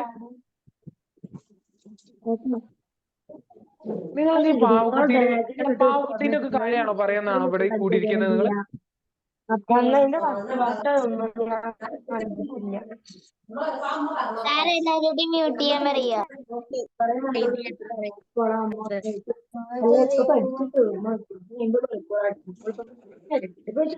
മക്കളൊന്നും മിണ്ടാണ്ടിരുന്നേടാ നിങ്ങൾ. എന്തൊരു കഷ്ടം നിങ്ങളെ കൊണ്ടേ.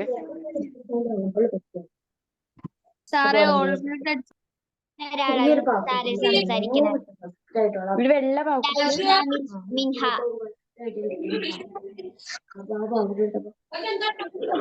ലൈഷ മിൻഹ പറഞ്ഞിട്ടുള്ള ഐഡിയ ലൈഷ മിൻഹയാണ് സാറേ സംസാരിക്കുന്നത്.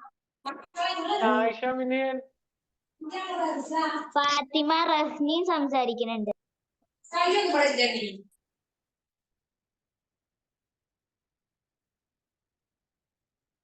ഓക്കെ. അപ്പോ 1940 അപ്പോ ഈ ബ്രിട്ടീഷുകാര് ഇന്ത്യ പറഞ്ഞു നിങ്ങൾ ഇങ്ങനെ നിൽക്കാം എന്ന് പറഞ്ഞു.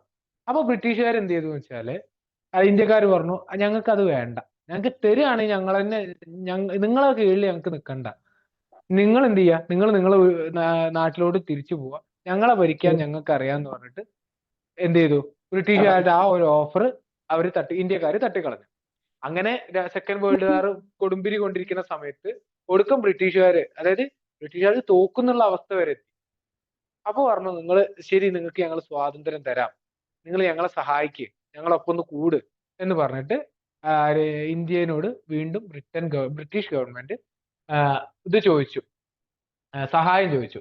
അങ്ങനെ അപ്പൊ ഇന്ത്യക്കാർ പറഞ്ഞു തരാം, ഞങ്ങൾ സപ്പോർട്ട് ചെയ്ത് തരാം, പക്ഷെ ഒരു കണ്ടീഷൻ, ഞങ്ങൾക്ക് സ്വാതന്ത്ര്യം വേണം, നിങ്ങളുടെ കീഴിൽ ഞങ്ങൾക്ക് നിൽക്കാൻ പറ്റില്ല എന്ന് പറഞ്ഞു. അപ്പോഴാണ് എന്ത് സംഭവിച്ചത്, അപ്പോഴാണ് ബ്രിട്ടീഷുകാർ പറഞ്ഞു ശരി നിങ്ങൾക്ക് തരാം, ഞങ്ങളെ സപ്പോർട്ട് ചെയ്യുന്നു പറഞ്ഞു. അങ്ങനെ സെക്കൻഡ് വേൾഡ് വാറിന്റെ അവസാന സമയത്ത് ഇന്ത്യക്കാർ എന്ത് ചെയ്തു, ബ്രിട്ടീഷ് ഗവൺമെന്റിന് സപ്പോർട്ട് കൊടുത്തു. ഓക്കെ. അങ്ങനെ 1946 ഡിസംബർ 9 ഇന്ത്യയുടെ ആദ്യത്തെ ഭരണഘടനാ നിർമ്മാണ സഭ, ഭരണഘടന നിർമ്മാണ സഭ, ഭരണഘടനാ നിർമ്മാണ സഭയുടെ ആദ്യ മീറ്റിംഗ്, ഫസ്റ്റ് മീറ്റിംഗ്, ആദ്യ മീറ്റിംഗ് നടന്നു. കോൺസ്റ്റിറ്റ്യൂഷൻ, അതെ, കോൺസ്റ്റിറ്റ്യൂഷൻ മേക്കിംഗ് അസംബ്ലി, അതന്നെ. ഓക്കെ. 1946 ഡിസംബർ 9 ഭരണഘടനാ എടാ മോനെ, ഞാൻ കുറച്ചു നേരമായി നിന്നോട് പറയുന്നു, നീ കുറെ നേരമായിട്ടോ തുടങ്ങിയിട്ട്. ഭരണഘടനാ നിർമ്മാണ സഭയുടെ ആദ്യത്തെ മീറ്റിംഗ് ചേർന്നു. ഈ മീറ്റിംഗ് ചേർന്നപ്പോ ബ്രിട്ടീഷ് പ്രൊവിൻസിൽ നിന്ന്, അതായത് ബ്രിട്ടീഷുകാരുടെ കീഴിലുള്ള സ്ഥലങ്ങളിൽ നിന്ന് ആൾക്കാരെ നമുക്ക് എലക്ട് ചെയ്യാൻ പറ്റും. ഓക്കെ. ഇനി ഒരു പ്രത്യേക ഒരു ഇത്ര റീജിയന്ന് ഇത്ര ആൾക്കാർ സെലക്ട് ചെയ്ത് അയക്കാൻ പറ്റും. അതുപോലെ തന്നെ അന്ന് കുറെ നാട്ടുരാജ്യങ്ങൾ, പ്രിൻസ്ലി സ്റ്റേറ്റ്സ് ഉണ്ടായിരുന്നു, നാട്ടുരാജ്യങ്ങൾ. ഈ നാട്ടുരാജ്യങ്ങളിൽ നിന്ന് എങ്ങനെയാണ് ആൾക്കാരെ അയച്ചത്, അവിടുത്തെ രാജാവ് തീരുമാനിക്കും, ഓക്കെ ഇന്ന ആള് പോ എന്ന് പറഞ്ഞിട്ട് ബ്രിട്ടീഷ് ഗവൺമെന്റ് ആ നാട്ടുരാജ്യങ്ങളിലെ രാജാവ് എന്ത് ചെയ്യും, ഓരോരുത്തരെ അയക്കും. ഇങ്ങനെ എല്ലാ ആളുകളും ഒരു 500ഓളം ആളുകൾ, അല്ല 500 380ഓളം ആളുകൾ, 380ഓളം ആളുകൾ എന്ത് ചെയ്തു, നമ്മുടെ ഈ ഭരണഘടനാ നിർമ്മാണ അസംബ്ലിയിൽ ആദ്യമായിട്ട് ചേർന്നു.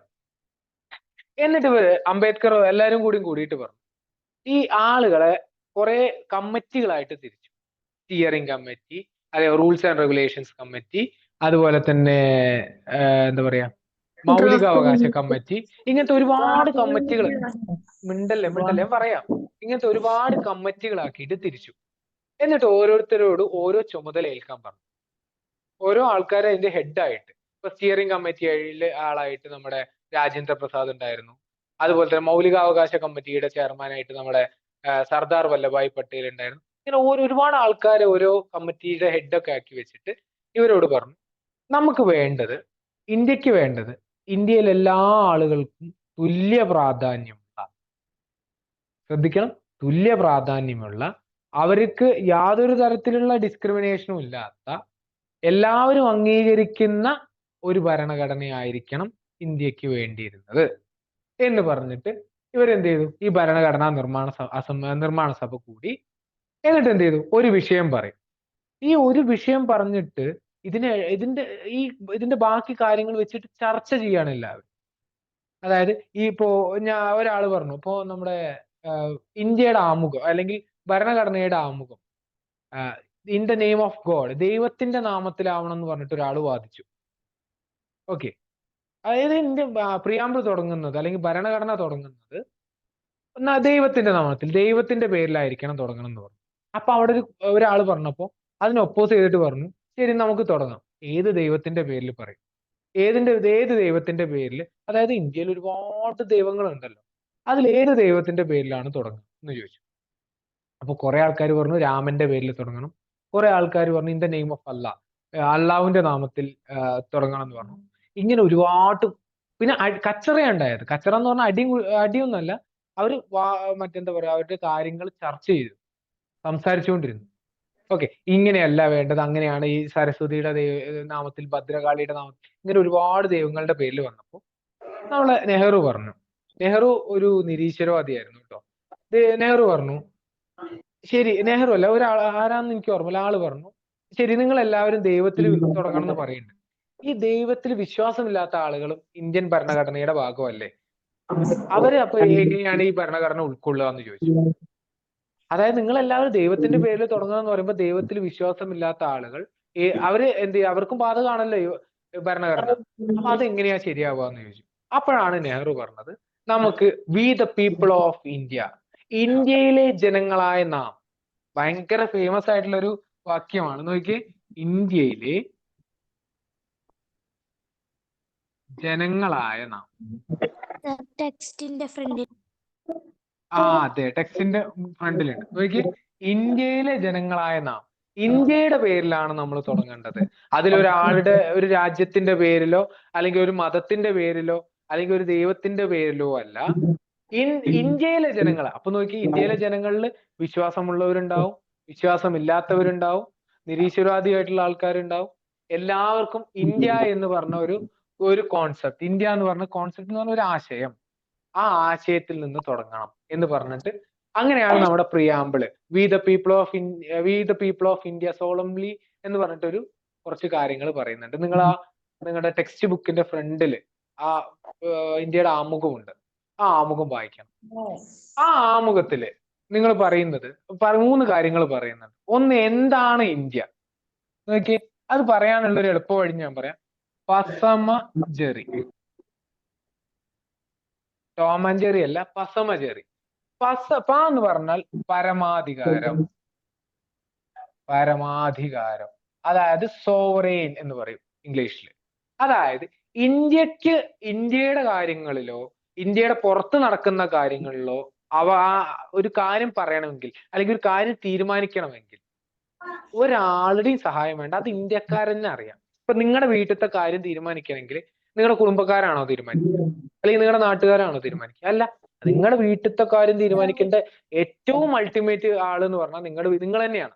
നിങ്ങളുടെ വീട്ടിൽ അച്ഛൻ, അമ്മ, പിന്നെ നിങ്ങളുടെ അച്ഛൻ, അവരുടെ മക്കളും ഒക്കെ ആയിട്ടുള്ള ആൾക്കാർ, ആ കുടുംബമാണ് തീരുമാനിക്കേണ്ടത്. അതാണ് പരമാധികാരം എന്ന് പറഞ്ഞാൽ. ക്ലിയർ? അപ്പോഴാണ് 1947 കോമൺവെൽത്ത്, നിങ്ങൾ കേട്ടിട്ടുണ്ടോ? കോമൺവെൽത്ത് ഗെയിംസ്, അതായത് ബ്രിട്ടീഷ് ഗവൺമെന്റ് കീഴടക്കിയ രാജ്യങ്ങളുടെ ഒരു കൂട്ടായ്മയാണ് കോമൺവെൽത്ത്. കേട്ടിട്ടുണ്ടാവും നിങ്ങൾ, കോമൺവെൽത്ത്.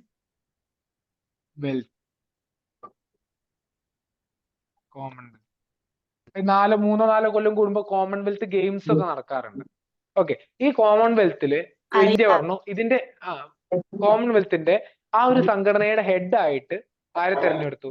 ബ്രിട്ടനെയാണ് എല്ലാ രാജ്യങ്ങളും കൂടി തെരഞ്ഞെടുത്തത്.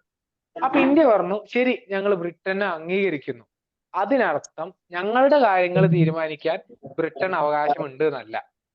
ഞങ്ങളുടെ കാര്യങ്ങൾ തീരുമാനിക്കാൻ, അത് ഞങ്ങളുടെ ഉള്ളിൽ ഇന്റേണൽ ആയിട്ടുള്ളതാണെങ്കിലും എക്സ്റ്റേണൽ ആയിട്ടുള്ളതാണെങ്കിലും ഇന്ത്യയുടെ കാര്യം ഇന്ത്യൻ ഗവൺമെന്റ് അല്ലെങ്കിൽ ഇന്ത്യ അതിന്റെ ആളുകൾ തീരുമാനിക്കും. അതിൽ വേറൊരാൾ ഇടപെടണ്ട. ഈ കോമൺവെൽത്തിൽ നിങ്ങൾ ബ്രിട്ടനെ അംഗീകരിച്ചു എന്ന് കരുതിയിട്ട് ബ്രിട്ടൻ വലിയ ആളാവാനൊന്നും പോണില്ല, അത് ഞങ്ങൾ അംഗീകരിക്കൂല. കോമൺവെൽത്തിന്റെ ഹെഡായിട്ട് ആരെയും ബ്രിട്ടൻ നിൽക്കും, അത് മാത്രം ഞങ്ങൾ അംഗീകരിക്കുന്നു ഇന്ത്യ പറഞ്ഞു. അതാണ് ഓക്കെ. പരമാധികാരം എന്ന് പറഞ്ഞാൽ ഇന്ത്യയുടെ കാര്യങ്ങൾ തീരുമാനിക്കാൻ ഇന്ത്യക്കാരാണ്, അതിൽ വേറൊരു വർത്താനവും ഇല്ല അതിൽ. 2, സ. എന്താണ് സ എന്ന് പറഞ്ഞാല്? പറഞ്ഞേ. Socialism socialism. സോഷ്യലിസം സോഷ്യലിസം എന്ന് പറഞ്ഞാല് നിങ്ങൾ കേട്ടിട്ടുണ്ടോ ഈ വാക്ക് സോഷ്യലിസം? അതായത് ഇന്ത്യൻ ഗവൺമെന്റിന്റെ കീഴില്, ഓക്കെ, ഇന്ത്യൻ ഗവൺമെന്റിന്റെ കീഴിലും അതായത് ഇന്ത്യയുടെ പ്രവർത്തനങ്ങൾ നടത്താൻ എല്ലാ എന്താ പിന്നെ പറയാ, എങ്ങനെ ഇപ്പൊ എക്സാമ്പിള് സോഷ്യലിസം എന്ന് പറഞ്ഞാൽ എല്ലാം വീതിച്ചു നൽകുക എന്ന് വെച്ചാൽ സമ്പത്തെല്ലാം വീതിച്ചു നൽകുക എന്നല്ല, എല്ലാവർക്കും തുല്യമായി കിട്ടുന്ന രീതിയിൽ ഓരോ പ്രവർത്തനങ്ങളും നടക്കുക എന്നുള്ളതാണ് സോഷ്യലിസം കൊണ്ട് അർത്ഥമാക്കിയിട്ടുള്ളത്. മൂന്നാമത്തത് എന്ന് പറഞ്ഞാൽ മതേതരത്വം, സെക്യുലറിസം. അതായത് ഇത് വളരെ ഇമ്പോർട്ടന്റ് ആട്ടോ. നമ്മുടെ ലോകത്തില് ഇന്ത്യൻ എടുത്തു പറയുന്ന ഒരു കാര്യം ഈ മതേതരത്വമാണ്. ഈ മതേതര അല്ലെങ്കിൽ സെക്യുലറിസം ആണ്. സെക്യുലറിസം എന്ന് പറഞ്ഞ മക്കളെ ഇത്രയേ ഉള്ളൂ, ഇന്ത്യക്ക് ഒഫീഷ്യൽ ആയിട്ട് ഒരു മതമില്ല. ഫോർ എക്സാമ്പിൾ പാകിസ്ഥാൻ എന്താണ് മതേതരത്വം.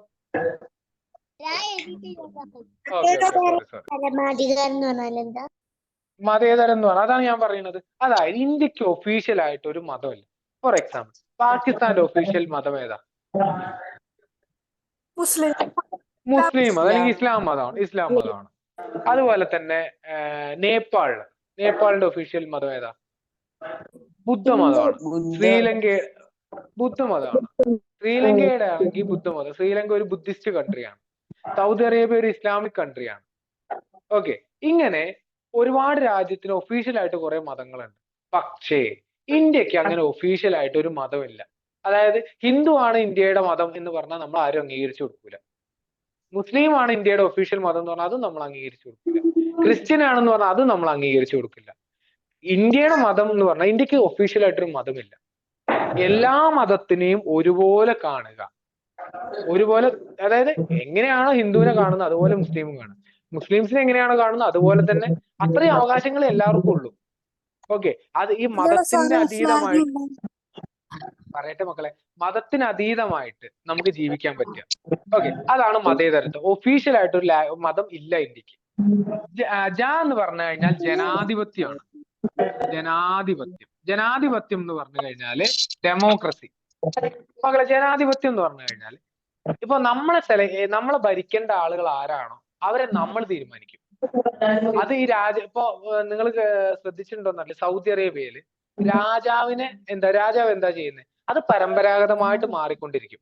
അതായത് ഒരു രാജാവ് മരിച്ചാൽ രാജാവിന്റെ മകൻ, അയാൾ മരിച്ചാൽ അടുത്ത മകൻ, അയാൾ മരിച്ചാൽ അടുത്ത മകൻ, ഇങ്ങനെ ഒരു പരമ്പരാഗതമായിട്ടാണ് എന്ത് ചെയ്യുന്നത്, ഈ സംഭവം നടന്നുകൊണ്ടിരിക്കുന്നത്. ഓക്കെ, ബ്രിട്ടൻ ഗവൺമെന്റിലാണ്, അല്ലെങ്കിൽ ബ്രിട്ടനിൽ നോക്ക്, അവിടുത്തെ രാജ്ഞി കഴിഞ്ഞാൽ അല്ലെങ്കിൽ അവിടുത്തെ ഹെഡ് എന്ന് പറയുന്നത് എപ്പോഴും ഒരു രാജകുടുംബത്തിൽപ്പെട്ട ആളാണ്. അത് ആ കുടുംബത്തിൽ നിന്നേ വരുള്ളൂ. ക്ലിയർ? പക്ഷെ ഇന്ത്യയിൽ നോക്കി, ഇന്ത്യയില് ഇപ്പൊ ആദ്യത്തെ രാഷ്ട്രപതി എന്ന് പറഞ്ഞാൽ രാജേന്ദ്ര പ്രസാദ് ആണ്. ഓക്കെ, ഇപ്പൊ ഇരിക്കുന്ന രാഷ്ട്രപതി ആരാ? ദ്രൗപതി മുർമു ആണ്. അല്ലെ? ഇത് ഈ ദ്രൗപതി മുർമുവും രാജേന്ദ്ര പ്രസാദും തമ്മിൽ വല്ല ബന്ധമുണ്ടോ? ഒരു ബന്ധമില്ല. ഇവരെ സെലക്ട് ചെയ്യുന്ന ആരാ? നമ്മളെ MLA യും MP യും രാജ്യസഭ MPs ഇവരൊക്കെ പാടെ കൂടിയിട്ടാണ് രാഷ്ട്രപതിനെ സെലക്ട് ചെയ്യുക. ഇനി നോക്കിയേ, നമ്മുടെ മുഖ്യമന്ത്രി ആരാ? പിണറായി വിജയൻ. ഈ പിണറായി വിജയനെ നമ്മളല്ലേ സെലക്ട് ചെയ്തേ? അതായത് നമ്മളൊരു പാർട്ടിക്ക് എന്ത് ചെയ്തു? മെജോറിറ്റി, ഭൂരിപക്ഷം കൊടുത്തു. ആ ഭൂരിപക്ഷത്തിലുള്ള ആളുകൾ കൂടിയിട്ട് പിണറായി വിജയൻ എന്ന് പറയുന്ന ആളെ നമ്മുടെ മുഖ്യമന്ത്രിയാക്കി അവരോധിച്ചു. ഇനി നോക്കിയേ, നമ്മുടെ പ്രധാനമന്ത്രി ആരാ? നരേന്ദ്രമോദി. നരേന്ദ്രമോദിന് ചെയ്യുന്ന ആൾക്കാരെ നമ്മുടെ ഇന്ത്യത്തെ ആളുകളാണ് മൂപ്പരെ സെലക്ട് ചെയ്തത്. അല്ലെ? ഒരു സ്പെഷ്യൽ മെജോറിറ്റി ആർക്ക് കൊടുത്തു? നമ്മുടെ NDA ഗവൺമെന്റിന്, BJP ഗവൺമെന്റിന് കൊടുത്തു.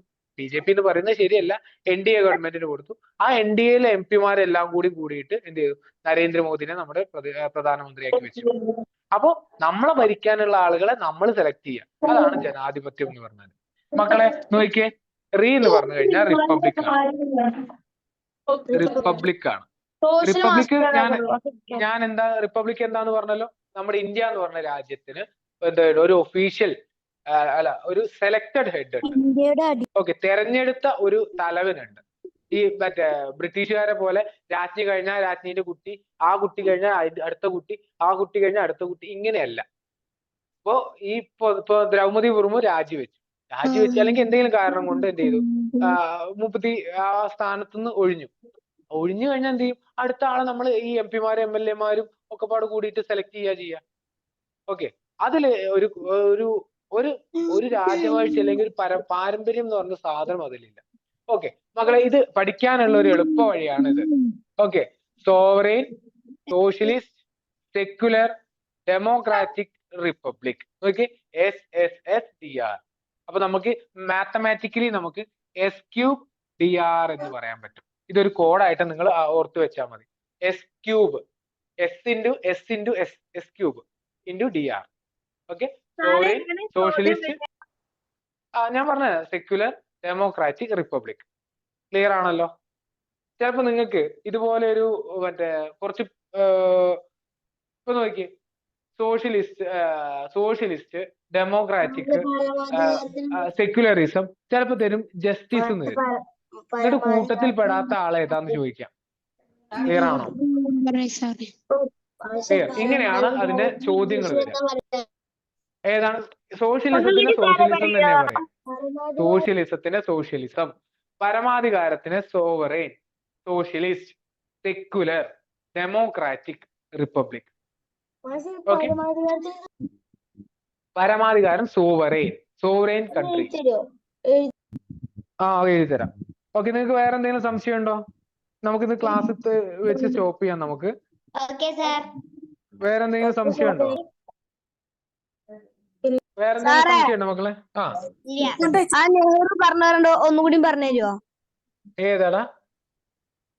ആ ഇന്ത്യ ഇറങ്ങാണ്ട ആ നെഹ്റുവിന്റെ, അതായത് ഇന്ത്യ എന്ന് പറയുന്നത് ഇന്ത്യയിലെ ജനങ്ങളായ നാം, അതാണോ? അതന്നെ. അതായത് ഇന്ത്യ, പല ആളുകളും പല അഭിപ്രായം പറഞ്ഞു ഭരണഘടന എങ്ങനെ തുടങ്ങണം എന്ന് ചോദിച്ചിട്ട്. അപ്പോ പലരും പറഞ്ഞു ദൈവത്തിന്റെ നാമത്തിൽ തുടങ്ങാം. അപ്പോ അങ്ങനത്തെ കുറെ അഭിപ്രായങ്ങൾ വന്നു. മെയിൻ ആയിട്ട് ദൈവത്തിന്റെ നാമത്തിൽ തുടങ്ങണം എന്നാണ് വന്നത്. ഈ ദൈവത്തിന്റെ നാമത്തിൽ തുടങ്ങണം എന്ന് പറഞ്ഞപ്പോ ഏത് ദൈവമാണെന്നുള്ളൊരു കൺഫ്യൂഷൻ വന്നു. ഓക്കെ, അപ്പൊ അതിൽ ഭയങ്കര ചർച്ച നടന്നപ്പോ മറ്റേ ആളുകൾ പറഞ്ഞു ഇന്ത്യയിൽ ഈ ദൈവത്തിൽ വിശ്വസിക്കാത്ത ആളുകളില്ലേ, അവർക്കും കൂടി വേണ്ടിയുള്ള അല്ലേ ഭരണഘടന. അപ്പോ അവരെന്ത് ചെയ്യും നിങ്ങൾ ദൈവനാമത്തിൽ തുടങ്ങുകയാണെങ്കിൽ എന്ന് പറഞ്ഞപ്പോ അപ്പൊ നെഹ്റു ആണ് പറഞ്ഞത് നമുക്ക് ഒരു ദൈവത്തിന്റെ പേരിലും തുടങ്ങണ്ട, ഇന്ത്യയിലെ ജനങ്ങളായ നാം എന്ന് പറഞ്ഞിട്ട് നമ്മുടെ ഭരണഘടന തുടങ്ങാം എന്ന് പറഞ്ഞത് നെഹ്റു ആണ്. അതാണ് നമുക്ക് അത്ര പഠിക്കാനുള്ളത്. മക്കളെ, ഇതില് നിങ്ങൾക്ക് ഇപ്പൊ ഇത്ര വളരെ ഡീറ്റെയിൽ ആയിട്ട് പഠിക്കേണ്ട ആവശ്യമില്ല. ഞാൻ എന്താ വെച്ചാല് നിങ്ങൾ ഇതൊക്കെ അറിഞ്ഞിരിക്കേണ്ട. കാരണം ഇന്ത്യയുടെ ബേസിക് സ്ട്രക്ചറിനെ ചോദ്യം ചെയ്യുന്ന പല പരിപാടികൾ ഇപ്പൊ നടന്നുകൊണ്ടിരിക്കുന്നുണ്ട്. ഇന്ത്യയുടെ അടിസ്ഥാന തത്വങ്ങളെ ചോദ്യം ചെയ്യുന്നത്. ഓക്കെ, ഇന്ത്യനെ ഒരു മതരാഷ്ട്രം ആക്കണം എന്ന് പറയുന്ന ആൾക്കാരുണ്ട്. അല്ല, മതരാഷ്ട്രം ആക്കണ്ട എന്ന് പറഞ്ഞ ജനാധിപത്യ രാജ്യം ആക്കണം എന്ന് പറയുന്നുണ്ട്. സോഷ്യലിസം എന്ന് പറഞ്ഞ ടേം എടുത്തു കളയണം. മതേതരത്വം എന്ന് പറഞ്ഞ ടേം നമ്മുടെ ആമുഖത്ത് നിന്ന് എടുത്തു കളയണം. ഇങ്ങനത്തെ ഒരുപാട് പ്രശ്നങ്ങൾ നടന്നുകൊണ്ടിരിക്കുന്നുണ്ട് ഇപ്പൊ. നിങ്ങൾ പേപ്പറൊക്കെ വായിച്ചാൽ അറിയാം. ഓക്കെ, അപ്പൊ എന്താണ് എന്നുള്ളത് അറിയാൻ വേണ്ടിയിട്ടാണ് ഞാൻ ഇത്രയും ഡീറ്റെയിൽ ആയിട്ട് പറഞ്ഞത്. ഇത്രയും ഡീറ്റെയിൽ ആയിട്ട് നിങ്ങൾ പഠിക്കണ്ട, പക്ഷെ നിങ്ങൾ അറിയണം ഇന്ത്യക്ക് ഒരു ഭരണഘടന ഉണ്ടെന്നും ആ ഭരണഘടനയിൽ ഇങ്ങനത്തെ കുറെ കാര്യങ്ങൾ പറഞ്ഞിട്ടുണ്ട് എന്നൊക്കെ നിങ്ങൾ അറിയണം. അതിന് വേണ്ടിയിട്ട് ജസ്റ്റ് പറഞ്ഞതാണ്. ഓക്കെ, നമ്മൾ എപ്പോഴും ഒരു ഇൻട്രൊഡക്ഷൻ നല്ല രീതിയിൽ തന്നാലേ നമുക്ക് ആ പാഠം നന്നായിട്ട് പഠിക്കാൻ പറ്റുള്ളൂ. ക്ലിയർ? ഓക്കെ, അപ്പൊ ഇന്ത്യയുടെ പ്രിയാമ്പിൾ ഉണ്ടാക്കിയത് ജവഹർലാൽ നെഹ്റു അല്ലേ? അല്ല, ഇന്ത്യക്ക് പ്രിയാമ്പിൾ ഉണ്ടാക്കിയത് നെഹ്റു ആണ്. ഓക്കെ സാറേ, ആ ഇല്ല, ഒരു ശിപ്പായി ലഹള പറഞ്ഞില്ലേ, ആ അതില് അവർക്കുള്ള ഫുഡിന്റെ എന്തോ ഒരു പ്രോബ്ലം. അതായത് ഫുഡിന്റെ പ്രോബ്ലം ഞാൻ കേട്ടിട്ടില്ല. ഞാൻ കേട്ടിട്ടുള്ള ഈ രണ്ട് കാര്യങ്ങളാണ്. അതായത് ഒന്ന് മൃഗക്കൊഴുപ്പ്, അവരുടെ ബുള്ളറ്റിൽ ഈ മറ്റേ മീറ്റിന്റെ ഒരു ഫാറ്റ് വരുന്നുണ്ട് കവറിങ്.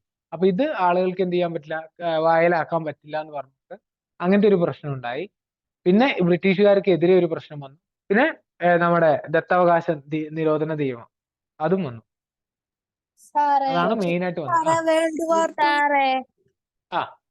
ഈ ദത്തവകാശ നിരോധനം എന്ന് പറയുമ്പോ ഒരു കുട്ടീനെ ദത്തെടുത്തതിന് ശേഷം രാജാവിന് ഒരു കുട്ടി ഉണ്ടായി കഴിഞ്ഞാൽ മറ്റേ മക്കളെ സ്വന്തം, അതായത് ഇപ്പൊ മോൾക്കൊരു കുട്ടി ഉണ്ടായി, കുട്ടി ഇല്ലാന്ന് കുട്ടിക്കും, മോളൊരു കുട്ടീനെ ദത്തെടുത്തു.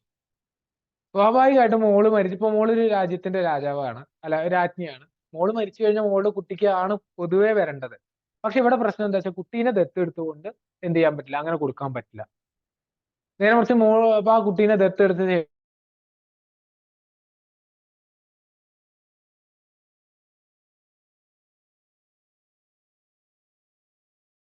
Sir hello sir hello sir പറഞ്ഞ് കേൾക്കുന്നില്ല. Sir hello sir hello sir സാറേ സ്റ്റക്കായി. സാറേ ഹലോ സാർ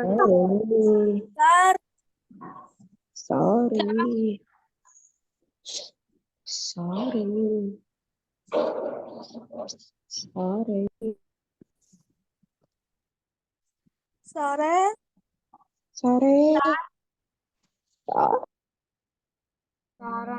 ക്ലാസ്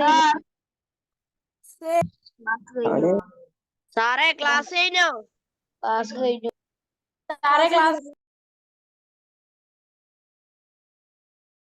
സാറേ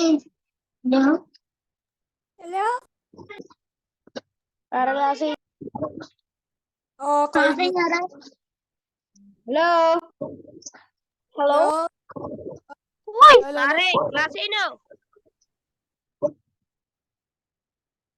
സാറേ ക്ലാസ് കഴിഞ്ഞോ? ക്ലാസ് കഴിഞ്ഞോ ക്ലാസ് സാർ സാറേ ക്ലാസ് കഴിഞ്ഞോ? ഹലോ സാറേ സാറ് പോയോ? ഹലോ സാറേ സാറേ സാറ് ക്ലാസ് കഴിഞ്ഞോ? സാർ ക്ലാസ് കഴിഞ്ഞിട്ടുണ്ടാവും. സാറ് ഗ്രൂപ്പിലില്ല. ക്ലാസ് കഴിഞ്ഞിട്ടുണ്ടാവും. സാറിനെ കാണാനില്ല ക്ലാസ് കഴിഞ്ഞിട്ടുണ്ടാവും. ബൈ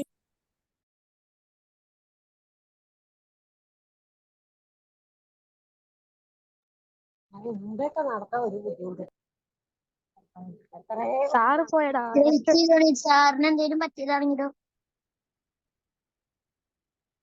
സാർ പരീക്ഷ സാറ് ഇതിലില്ല.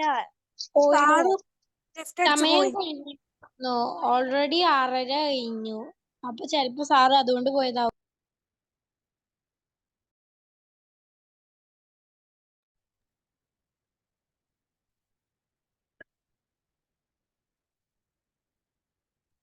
ഹലോ സർ സാറേ ഇപ്പൊ സർവീസ് കാരണം ലീവായതാവും. ഓ അപ്പൊ നമ്മൾ ലീവായി.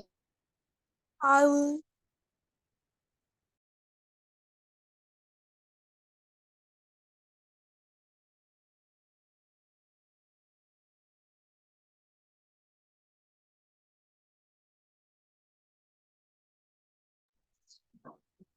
ലീവാണെങ്കിൽ സാർ പറയൂലേ? ലീവാകണ്ടെന്ന് കുറച്ചേരം കൂടി വെയിറ്റ് ചെയ്യാം.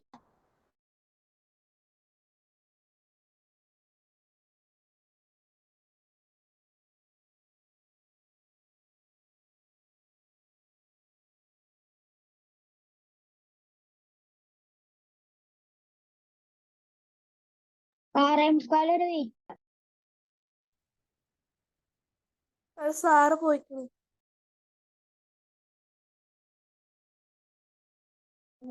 ഞാൻ ഫാസിൽ സാറിന്റെ അടുത്ത് ചോദിച്ചു, ക്ലാസ് കഴിഞ്ഞു പറഞ്ഞു. ഓക്കെ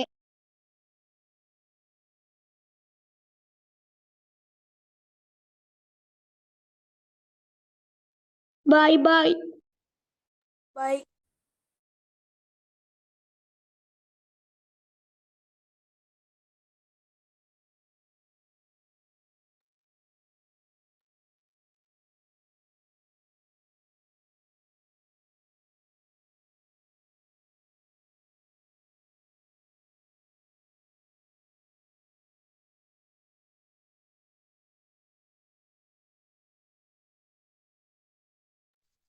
വെച്ചി പള്ളിക്ക് പോണല്ലോ.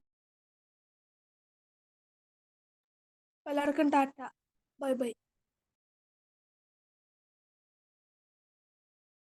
Bye bye to you.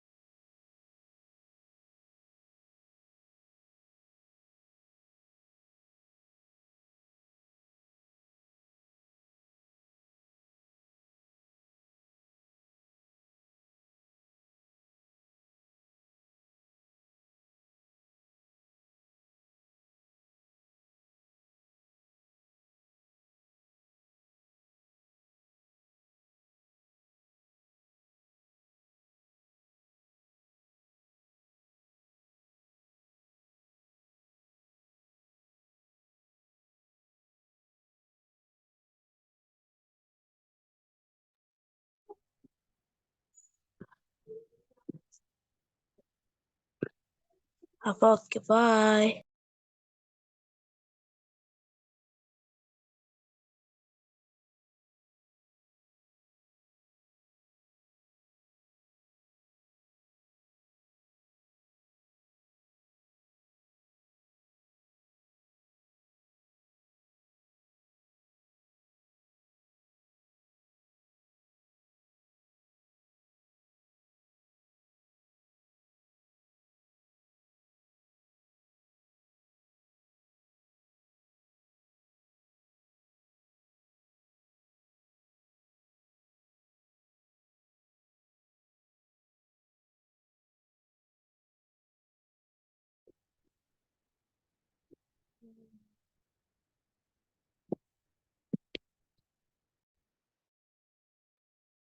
ആരും